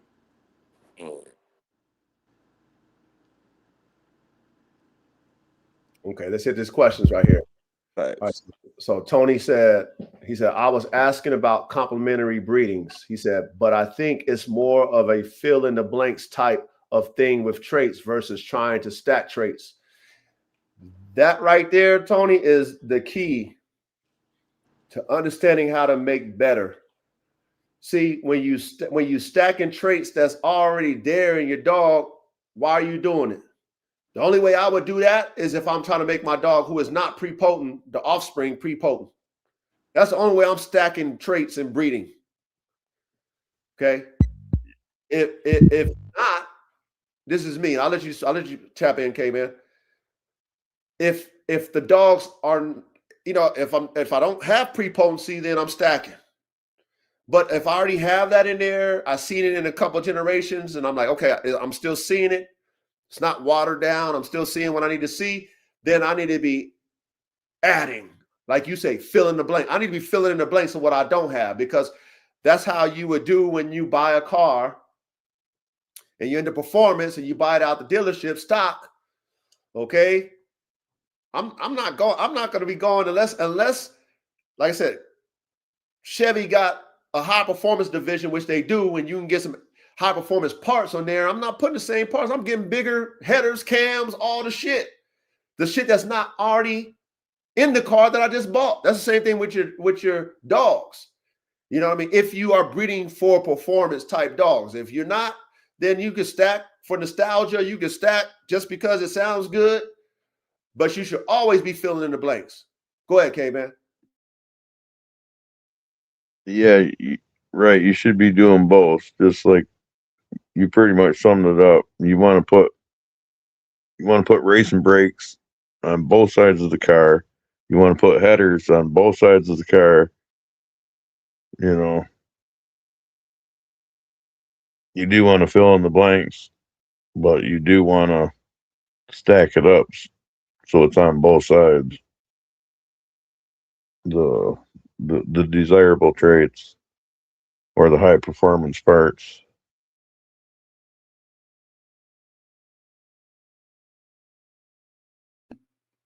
So again, you guys, everything plays, and it needs to be for a reason why you're doing something, right? Because like what K-Man was saying about having it on, you want to have 4 brakes.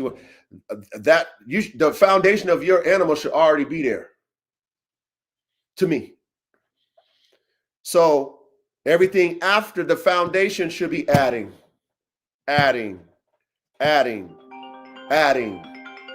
Okay. If you can't do that, then, you might have to go break it back down and build it back up again. Let me answer this phone real quick. Go ahead and elaborate on that a little bit while I answer this phone.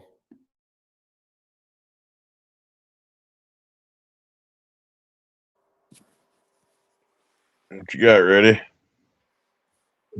All right, I'm back. We can carry on. Let's see what else we got. Now, remember, you guys, everything plays. So your theories, put it in action. If you want to stack your dogs up and you think you'll get better stacking traits, do it. I'm not going to tell you not to do something. Okay, do it. Test everything out. Okay, but I like to use the KISS method when this comes, because it's just hard as it is playing the fucking genetic lottery with these fucking genetics. Keep it simple in your lab notes. How can I make my dogs better? If you break it down like you're building a car, then it should help you figure out how to make your dogs better in theory. You still got to test it. You still got to breed it. You still got to take those puppies and see. So don't ever think that me responding in the way that I respond is telling y'all, don't do something, don't do that. You know what I mean? I'm going to speak it the way I speak because all I'm doing is X's and O's as a coach. But I still tell you to take your theory and put it into practice, because you might show me something that in my theories and my practices that I ain't even did yet. But I mean, common sense is common sense. And if we can keep it as simple as possible, if you already got the shit, why am I stacking it? If I already got it, why am I doing the same shit over again? That's, to me, is redundant. Exactly. I think he means something different than that. I mean, I think he means in your breeding, like you're using the analogy of a car, building a car. Well, when you're building a dog, you're building a dog out of two halves. You know what I mean? So you want a Corvette on both sides, basically. Like if you're breeding a hound, you want both dogs to carry the trait to follow their nose. That's what I meant by stacking. Okay, I understand. Let's see what else we got. Y'all cooking in this motherfucker. Damn.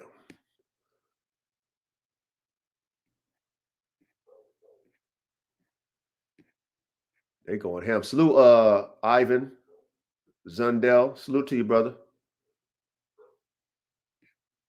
All right. He said, just like with humans, certain traits pass only from the bitch side, others only from the stud side. Like humans, color deficiencies, aka color blindness, comes from the grandfather of the mother side.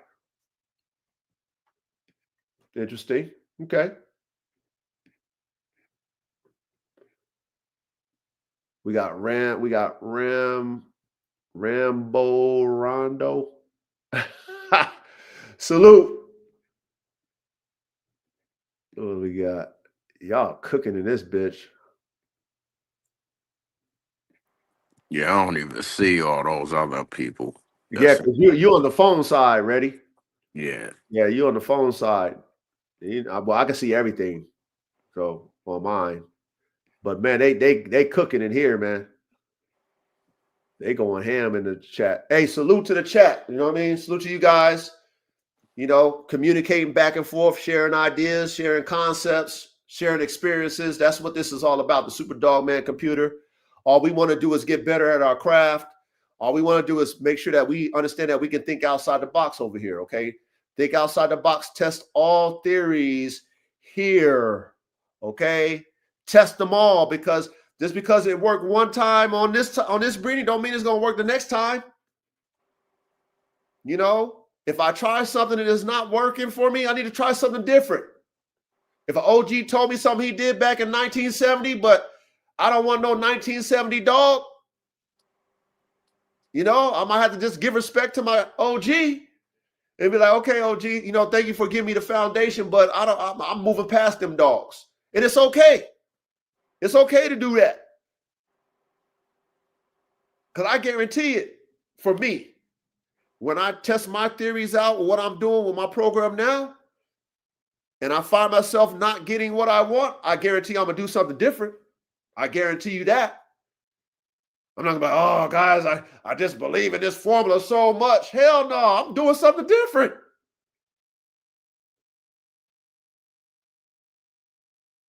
Because we should always be striving for our offspring of our productions to be better, better, better, better, better. And then when you're dealing with a competitive industry, like I'm trying to get into, where there's a lot of people who already established, old guard, who probably already got their claws in the military. And I come in, I got to come in with something different, better. I might have to lowball myself because I'm a new guy. But once I get in, I'm going to set the bar higher and higher because I know once I take that contract from one of these dudes, these old guards, I bet you they're going to get back in the lab. Don't you think they'll get back in the lab ready? Hell yeah. Immediately.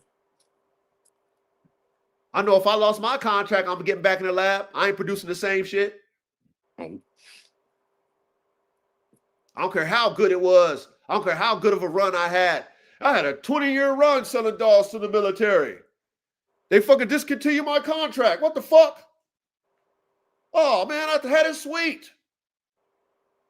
Then he goes and find out what he competing with. He like, damn. Now, when you're in your emotions, like most of these internet motherfuckers, he like, oh, that dog's a piece of shit. Oh, that dog ain't pure. I had my lines for fucking 100 years. But you ain't got that contract no more, do you? Huh? You wasn't listening to the military guy who told you, man, hey man, we like your dogs, man, but they're getting weaker, man. You know what I mean? Like they ain't got that fucking fire that they used to have when we was fucking with you 20 years ago. Yeah, that shit you had 20 years ago, that shit had that woo. That shit was woo-hoo. That shit was Hulk Hogan. Woo. Now your shit's fucking, that shit's mediocre, man. What's going on? They're bigger, stronger, faster. This is what happens when you in a competitive market. It forces you to be great at what you do. Because if you do not do anything better, then you're not going to have the podium. You're not going to be the top dog. So with our classroom, it always teaches us to take it to that level. It always teaches us to get into the lab. Every time you breed, that lab notes from fucking the last breeding, you can reference it, but at the end of the day, we're not following it. My F1 breeding is not my F2 breeding. My F3 is not my F2 or F1 breeding. Like my formula for the F1 is going to be different because now I'm going to take that pre-potent and I'm going to add another bitch to it from a whole different family of dogs, maybe a whole different breed.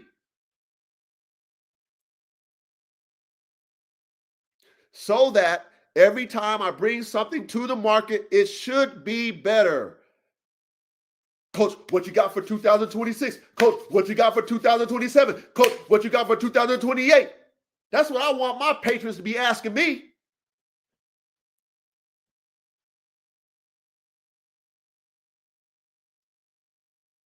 Hey, all I got is the same shit. All I've been breeding is the same way.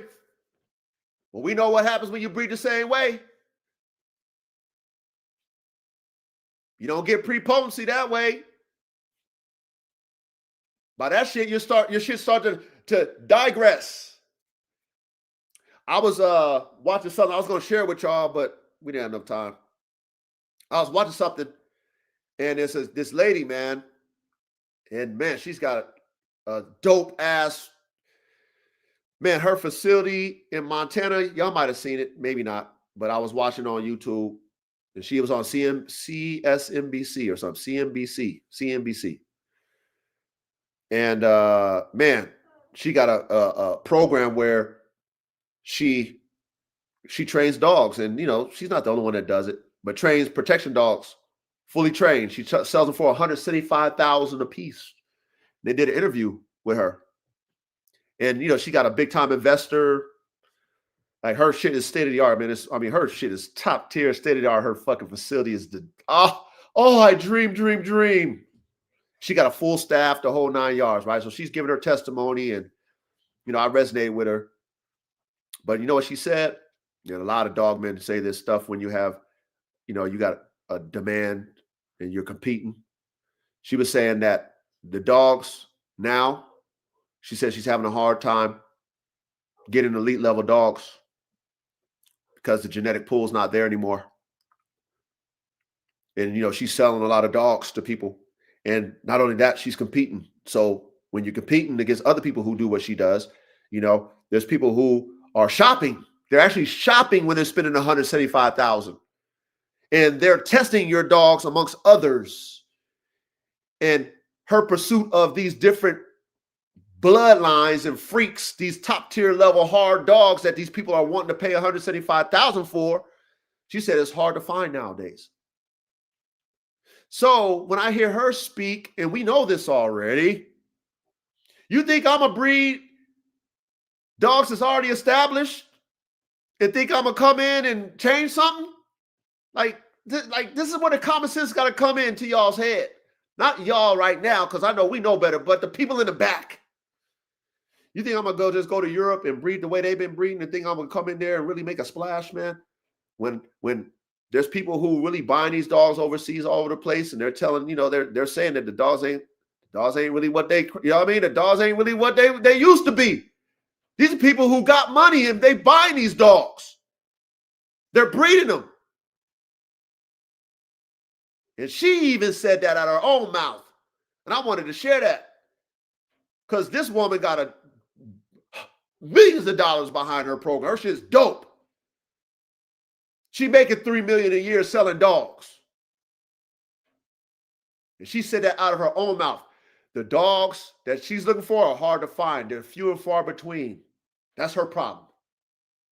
Getting these top tier dogs.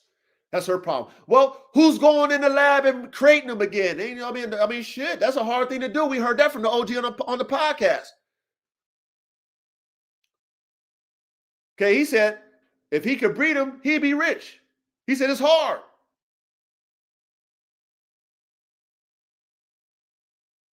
So please, you guys, there's room for us pioneer dogmen and dog women. There's room for us. But are you going to be the Elon Musk of this shit? Are you going to be the Nikola Tesla, the Albert Einstein, the one who invented the TV? All these inventors, are you going to be like them? Work tirelessly in the lab trying to figure it out, when everybody says there ain't no such, hey, there's no way you're going to get a fucking image on a goddamn tube and shit. You want to make a TV? You're going to put humans on? Yeah, right. That shit ain't going to happen.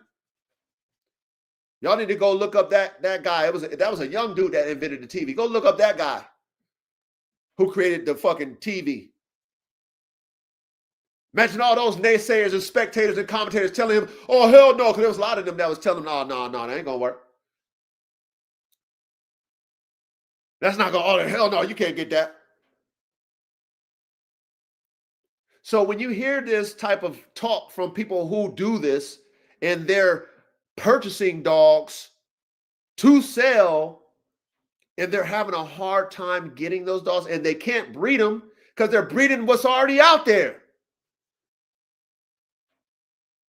That's just watered down by now.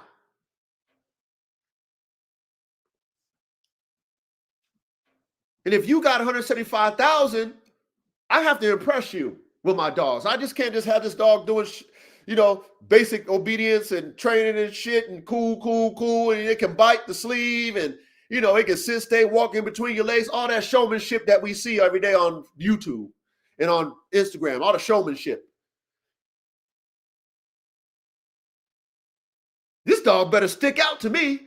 This dog better be paying for 175,000. That dog better be doing what Gunner doing. That dog better be paying for 175,000. Oh shit, the dog can paint too? You mean the dog can go get my beer, put it away, can go put my clothes in the fucking drawer? That dog's what? So please, tonight, we hit the nail on the head tonight like we always do. Performance versus production. Why elite dogs and horses don't always reproduce greatness. Why we don't throw the baby out with the bathwater. Why we test in performance and in the breeding shed. Like how they say with thoroughbred horses. Yeah, why we believe so much in hybrid vigor. Why we do line breeding. Why we do inbreeding. Why are you stacking traits? Why are you adding traits? All this should be in your engineering notes. Before you breed, you should be doing breedings in theory by writing the probabilities down in your notes. And you should be using the best dogs you can find. The best individual performers come from crosses. You can still get good performers off of line bred animals, but the most superior ones come from crosses. So if you breed individuals like the Kocha, why do you think I love crosses so much? Not K-Man. Ready? Remember that post I sent you with that trainer, and he was talking about. They was asking him, what type of dogs do you like the best? And he said he liked crosses. Yep, I remember that one. And he's a well-known trainer. And they were asking him, which dog you like the best? German Shepherd, Malinois, this dog, that dog, that dog. He said, I like crosses. That vigor. That vigor, baby. That hybrid vigor, man. Those of you in the back, you don't understand that, huh? You never had a freak in your hands before in your life. You don't understand that concept. Huh? You never seen a secretariat in your life. You never had a Mayday in between your legs. You never had a fucking AK-47 chopper, aka the Bone Crusher. You don't know the value of that. And you're not supposed to know. It's above your mental and dogmanship pay grade. You're never gonna know. Keep getting those watered down dogs. That's good for you. Get those showmanship type dogs. That's good for you. Them freaks and them podium dogs, you leave that to us. You leave that to the ones who know how to make them, who know how to develop them. You leave that to us, because only a few of us is gonna have those. That's why only a few of those animals even exist ever on the planet. Only a few of those ever existed.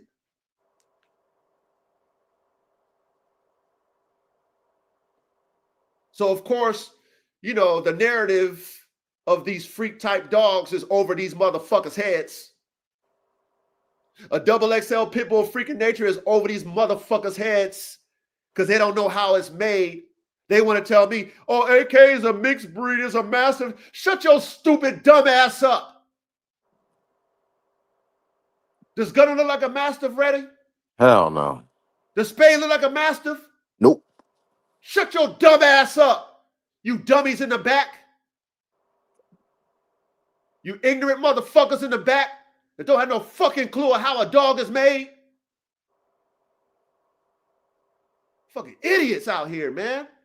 And they're not bullies either. Fuck no, he not a bully. You wish he was a fucking bully. You wish he was a goddamn bully. You wish. So you can downplay him. He ain't no fucking bully. I got bullies. Man. Shit. You know what I'm gonna do, Ready? I gotta take a picture and show my big bullies that I had. The big bullies like Gota, like the Gota. I have big bullies. He is not no fucking bully. But the naysayers and spectators, and they want to talk to a real dog, man. Like, I don't know what the fuck I'm talking about. I don't know dogs. I ain't never had no dogs. I don't know the difference of dogs. Just because you dog men and dog women ain't never heard and never seen, I ain't never seen all the dogs on the goddamn planet. Ready shows me all kind of dogs I ain't never seen. Hey, check this out, Ready. I'm gonna see you this this link to this guy's profile. He overseas. Have you ever heard of a Chinese giant pit bull? A Chinese giant pit bull? Yeah, that's what it's called. Have you ever heard of one? No. Never. Probably haven't, huh? They fight dogs in China and Japan, right? Especially Japan, right? Yep. They got all kind of hybrids and shit over there, and they really fighting them dogs, right? Yep. Okay, so why did someone who saw me on Gerald hit me in the DM, told me how he appreciate what I do? He said, hey, you gonna like, he said, I'm gonna share something with you. And share this, this profile of this dog man who They do all that. They got all kind of hybrids. They got all kind of purebreds. But you know, they ain't really out there in the field with it. Why he got a fucking? And I mean, there's so many dogs that we don't even know. Like, we don't know these. There's motherfuckers who know how to cook real battle motherfucking ready dogs that you wish you had. You wish you would have saw. But how ignorant am I? The coach saying, "Oh, there's no such thing as a Chinese giant pit bull. There's no such thing as this and that and the third." Yeah, I gotta check him out. That's very interesting. I'm gonna send it to you. But this is how ignorant that the dog world is today. You think you've been all around the world and you've seen everybody's dog? You think you've seen every game pit bull that ever was produced in America? Schoolboy, shout out to Schoolboy, OG Schoolboy. He did a show, and it was about catch weight dogs and big pit bulls. And he broke down the blue dogs. And he talked about the blue pit bulls and how they were in the breed of game dogs and how they were there. And he talked about the dilute gene. But these fucking dumbass, ignorant motherfuckers in the dog game today, they'll tell you, there's no such thing as a blue pit bull, you stupid motherfuckers. Y'all dumb as hell. Y'all dumb ditties. You gonna tell Schoolboy that? You dummies? Tell Schoolboy that. Dummy. See what Schoolboy said to your dumb ass. But you know what? They won't tell Schoolboy that because they respect him too much. They respect him too much. So shout out to Schoolboy for telling these idiots that they don't know nothing about fucking dog genetics. They ain't never ever seen every game dog pit bull ever fucking living. They never seen one. They never seen every produced one to say there ain't no such thing. You see what I'm saying? So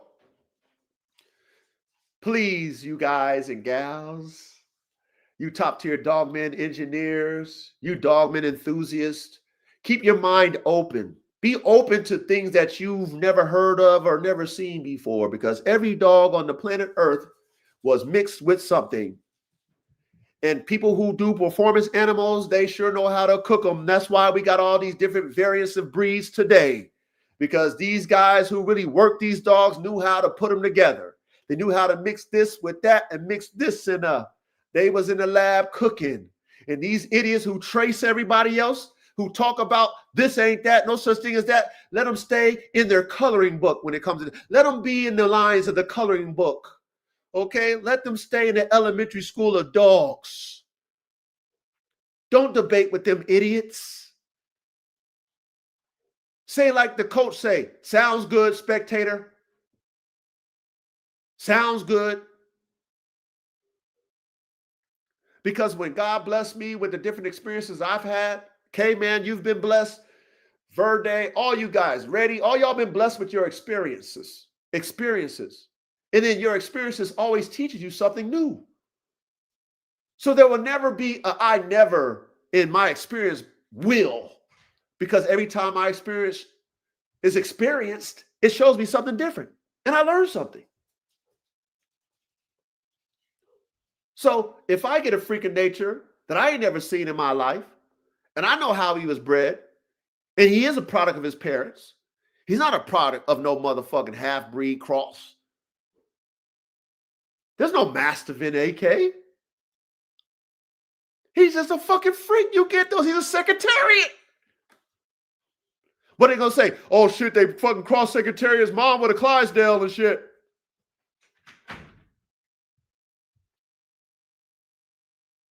They crossed him with a Clydesdale.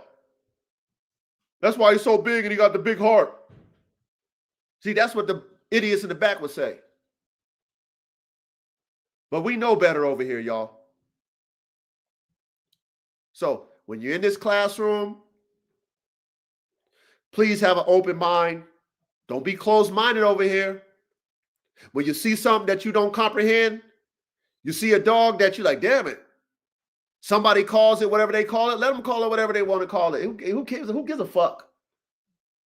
Who cares? Let them call it what they want to call it. Appreciate if you see something that's different. Appreciate the shit. Because you know, when I saw that Chinese giant pit bull, I was like, damn, what they mix that with? And it's a ranked dog. A ranked dog actually doing it. I'm like, ooh. So as I close it out, I'm glad that we do what we do, you guys and gals. I'm glad we have this platform where we can be open about our thoughts, where we're not downplaying another dog man or dog woman. We stay in our lane. You know, we just do dogs because we love it. We create because we're creators. We're bettering. When we breed, it's to be better. Add more to our offspring. You know, if you're lacking vigor, you add in vigor. You're lacking health, vitality, you add in that. You know, whatever you're lacking, there's a purpose behind why you're breeding. And if you do it at a high level, you do it at a high level. If you need to work on it, you need to work on it. At the same time, I don't want you guys to be discouraged by these people in the back that want to downplay what us pioneers do, what the forefathers was doing that made the breed today. I don't want you guys to get discouraged because there's few of us. It's few of us that really do this type shit today. Especially when it comes to working dogs. And I'm hearing the same narrative. Like what Gerald was talking about, the Doberman. How they need, you know, talking about we need to cross it with something, you know, they don't got the umph that they used to have. Well, then, I mean, what? Everybody love that phenotype so much. That's why they ain't did nothing about it. Oh, I don't want to break the phenotype down. Well, you don't want a better dog then, do you?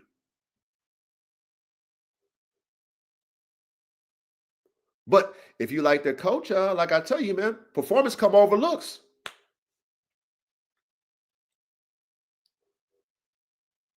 That's why I'm not doing an extreme bulldog type. Performance is over looks. I'm not pursuing that shit. Form follows function, like K-Man said. Extreme and high performance don't go together. Unless it's extreme speed, right? Extreme performance, but not an extreme body type. That don't go with high performance. So as an engineer, why am I making my dogs that way?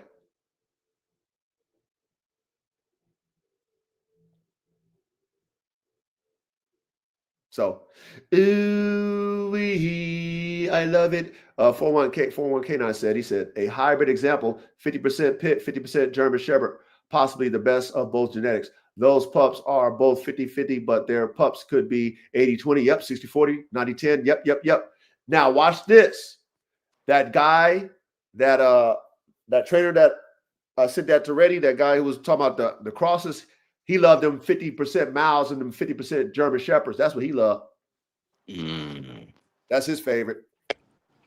You know what's crazy, Coach? I got to talk to a few like Mal people themselves, and I hear a lot of people say that they lean towards more like that 40-60, 50-50 than that like 90-10, 100% purebred, you know. You can see it in them. Verde, you can see it in them. Verde, like these mouths that they got, they big as fuck. You know they got German Shepherd in them. You can tell. 1000%. And definitely what we learned about the Dutch Shepherd too, like shit get more deeper than just purebred dogs than what we think. The performance guys who are not breeders, right? They're just looking for the better performing dogs and they're competing. They're taking whatever is going to get them at the top of their level of sport. That's what they're buying. They can give a fuck less if the shit is purebred or not. Will it get me the title? Yes or no? Give me that. But it's going to hit hard. It's going to drive hard. Dude got the mindset. Dude got the body for it. definitely the mindset, because you see a lot of these dogs crumble under pressure, and that goes back to the brain development and developing your dog. Like, you want a dog that's battle ready, for real, that's not gonna crumble because it just hit this decoy. Now this decoy come in, now I gotta go to this next decoy and then crumbles. Like, no, we need dogs that can hit all 3 decoys in a matter of 2 to 3 minutes, 5 minutes. Facts. Well, Dylan said, he said, when you're trying to improve, is it because you see the dog's genetics diminishing? So the improving is a cross or breeding with a specific selection? Yep. Or, Dylan, or you just want to add more because that's what you want. You want your dog to be bigger, stronger, faster. Or whatever you're lacking. You want them to be smarter. So, now you need to add some dogs that got smart dogs in the lineage. You want to have an on-off switch. So now you need to have a dog that's more calm. You know what I'm saying? Ain't always on go all the time. You know what I'm saying? You got to throw that off switch on. You got to turn the volume down. Like, you know what I'm saying? Like, let's say you got a timid dog. And let's say that dog throws you, let's say you bred it, right? Because you tested it. You test them all. You just don't believe in you don't let the spirit dictate the breeding potential. And then let's say half of them is kind of like calm. The other half are pretty good. And the other ones are, exceptional. But you got this dog that's fucking a nutcase. And you take that timid dog to that nutcase, and then it turns that nutcase down a little bit. So now that nutcase ain't too nutty. Like, this is shit you really got to think about before you throw that dog with that kind of way. Because how do you put an off switch on a dog that don't have an off switch? You're not going to breed it to another dog that's fucking a live wire. That's what I see. I see a lot of people mixing the mouths with the Dutch Shepherds too, to cancel out some of the craziness. I feel like that's where you get the unstable. That's in my opinion. A fucking Dutch Shepherd used to be a Malinois back in the day. Remember how we did that stuff, like before they classified it as a Dutch Shepherd? Yep, they were the same dog. Same dog. Yep. So, and then we know they was crossing the shit in them Dutches because how Homeboy was saying, the military guy has said they was real small in the 80s. Now look how big they are. So we know they was crossing. Yep. And they said that the Dutchers are more calmer than the Mounts. They're still crazy, but they're less calmer. They're more calmer. They got an off switch, on and off switch. Yeah, that Malinois will be shaking while you tell it to sit and is waiting to hit that decoy. While that Dutch Shepherd is gonna sit there calmly and wait. The moment you say hit, it's on. Oh boy, yeah, it's over. K-Man, was you gonna say something, K-Man? I say that temperament difference is because of less terrier in the Dutch versus the Mal. Well, shit. We learned the other week that the Mal got all kind of fucking pit bull terrier in that motherfucker. I mean, not the Mal, but the Dutch Shepherd. Yeah, they do, but I think that's where the Mal split off, is when they put the bull terrier in them. But they got both the Mal and the Dutch got fucking pit bull in them.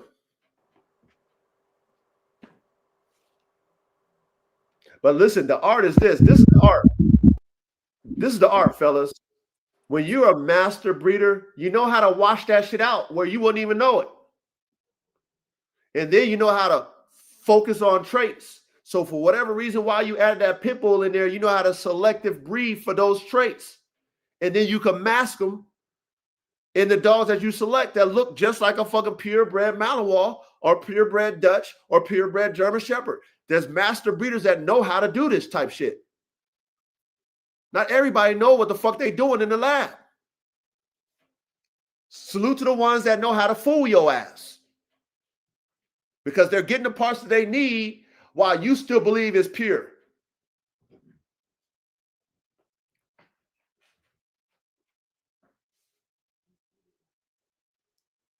So we are aware of this. And that's why I encourage you all to whatever you fucking need. You might not be able to find it within the breed. If you have patience,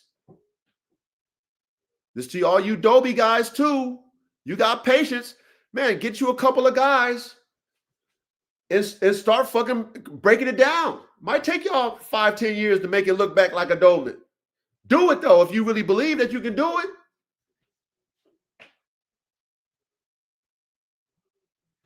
I'll take that challenge. Shout out to Caveman. Man. But I was just gonna say though, like when it comes down to it though, even if you are trying to achieve, let's say, the next best dog, you gotta understand sometimes, not even sometimes, more than likely, you're going to have to sacrifice your phenotype to create the next best dog. And that next best dog might be an ugly ass dog, but you gotta understand that that ugly ass dog is your next best dog that's going to produce you better dogs. Yeah. They're all genetic pieces to a puzzle. It's parts. That's why I use the car analogy. Every dog, as someone who breeds, should be a dog part, especially if that dog can produce what you see in an offspring or offsprings. So just because a dog doesn't look a certain type of way, just because a dog doesn't perform a certain type of way, but it can give you that which that dog is not showing you per se, but it's in the blood or the genetic, it can give you that in the offspring, then that's a tool. Dogs are tools if you know how to use them correctly, if you know how to match them. And that's why you need to test your dogs with different females. If you have a program where you mix breed, test them with different breeds. Because like I said, you wouldn't even think to your mind that Chopper the Mass Topper got all them different breeds in them. When you look at them, you wouldn't even know. That's my boy right there, but So me being, I would consider myself a master. I'm an artist, not a breeder.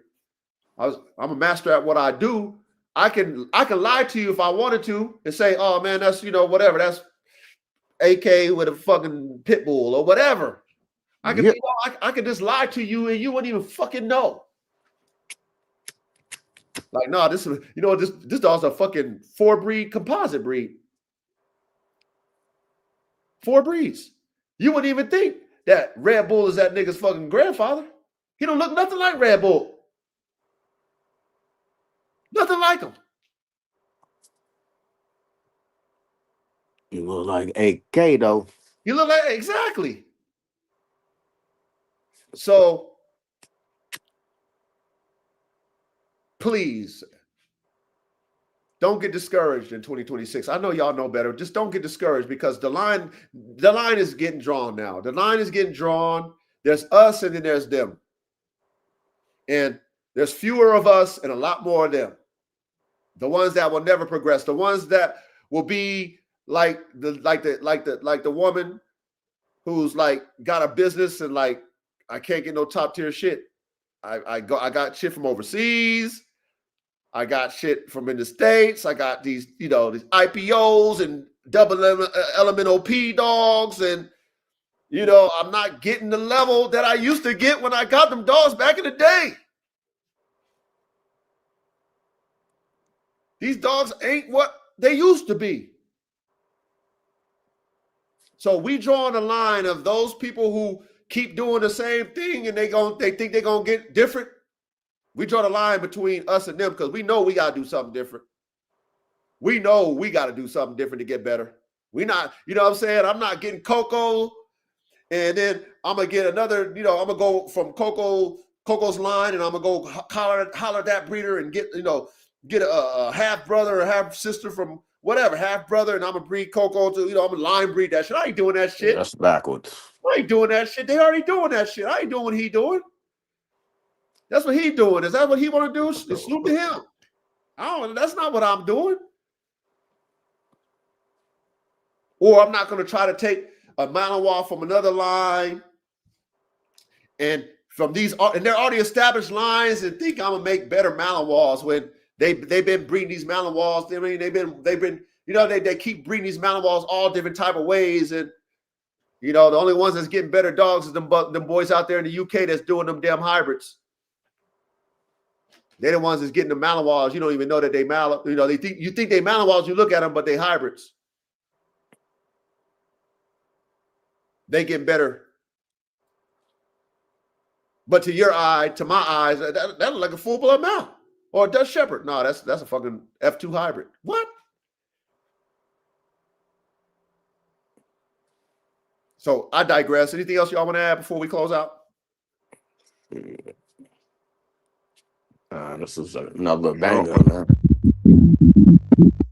Yeah, we smashed this one. We smashed this one. So go back, y'all. Hit that rewind button, man. Y'all working in the yard, y'all driving, man. Put your headphones on, man. Go back in the archives. Bro, 120 of them, 120 classes, like top tier level classroom shit, man. Like, bro, we on a whole different wave than everybody else. We're on a whole different wave, man. And it's gonna show in the dogs. And I am looking forward as the coach. As an example, I'm looking forward to being able to show you guys what we've been talking about all these mini classes. When I take this fucking shit to the highest level and I show you these hybrids and these theories that we talking about in my own program, and I'm showing you top tier shit and we smacking them out of the park, and y'all can be like, man, hey, coach, I remember you was talking that shit, coach. I remember you was practicing what you preach, coach. I remember you was encouraging us to think outside the box to create the circle. And I see that you doing it. And you did it. That's what I'm hoping that I can be to you guys. Yet alone myself, but to y'all, like an example, like Coach been telling us to do this shit. Coach did it. That's inspiring. All them naysayers, they just trying to downplay him and shit. They was trying to downplay AK. But now look at AK. Look at AK got a whole damn line. Not only that, look at his sons. His sons is doing it too. Damn, Coach said that. Coach did say that. Coach did tell us that. But I digress. Man, salute to the chat, man. We had a dope ass chat, man. Salute to all the new guys. Salute to the chat. Yeah, all the new guys who came in. I appreciate y'all, man. I think I got an extra like 30 motherfuckers that followed me on YouTube and stuff. So I appreciate all y'all, the new followers. Thanks to the Gerald's platform. I salute all y'all. A couple hundred that followed me on IG.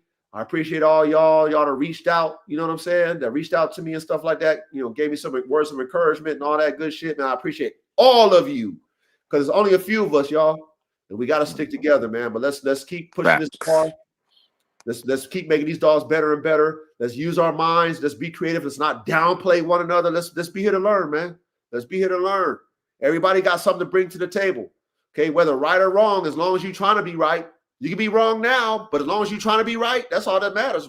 You know what I'm saying? As long as you're trying to be right, you can be wrong right now. It's okay. It's all right.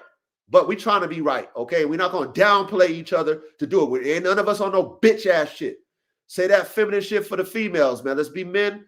Let's have some camaraderie. Let's have some unity, and let's be professional in how we deal with each other. Let's be encouraging. All that negativity and shit like that and downplaying, we don't do that over here, man. We don't do that over here, men. But I digress, man. We pretty much done, fellas. We done. I think somebody was looking for me. Who was it? Red. They said I'm gonna contact you. That was crazy. I don't know if they holla at me on IG, man. Young Ready 109. Yep, Young Ready. Yeah, what is that? RHEDTX said it? Yeah. Okay, yep, you heard him. Ready? Yeah, that's what he said. How can I contact you? So you heard him, RHEDTX. Hit him up on IG. So what's your IG again? Young Ready 109. There you go. Hit him up on the IG, man. Salute to you, Only the Council, 416K9s, Tony. All y'all, man. All y'all, TESD, man. I appreciate all you guys coming out, all the new guys, everybody, man. You guys, wow, the chat was jumping. All y'all was talking that high performance dogman engineer talk. That's the type of talk I like. Nobody's hating, nobody's talking shit, trolling. Everybody's talking real engineer talk. That's how we supposed to be talking. Facts. Period. The super dogman computer. None of this bitch shit. But we out, man. Salute. Salute, y'all. Till next week. Peace. Peace.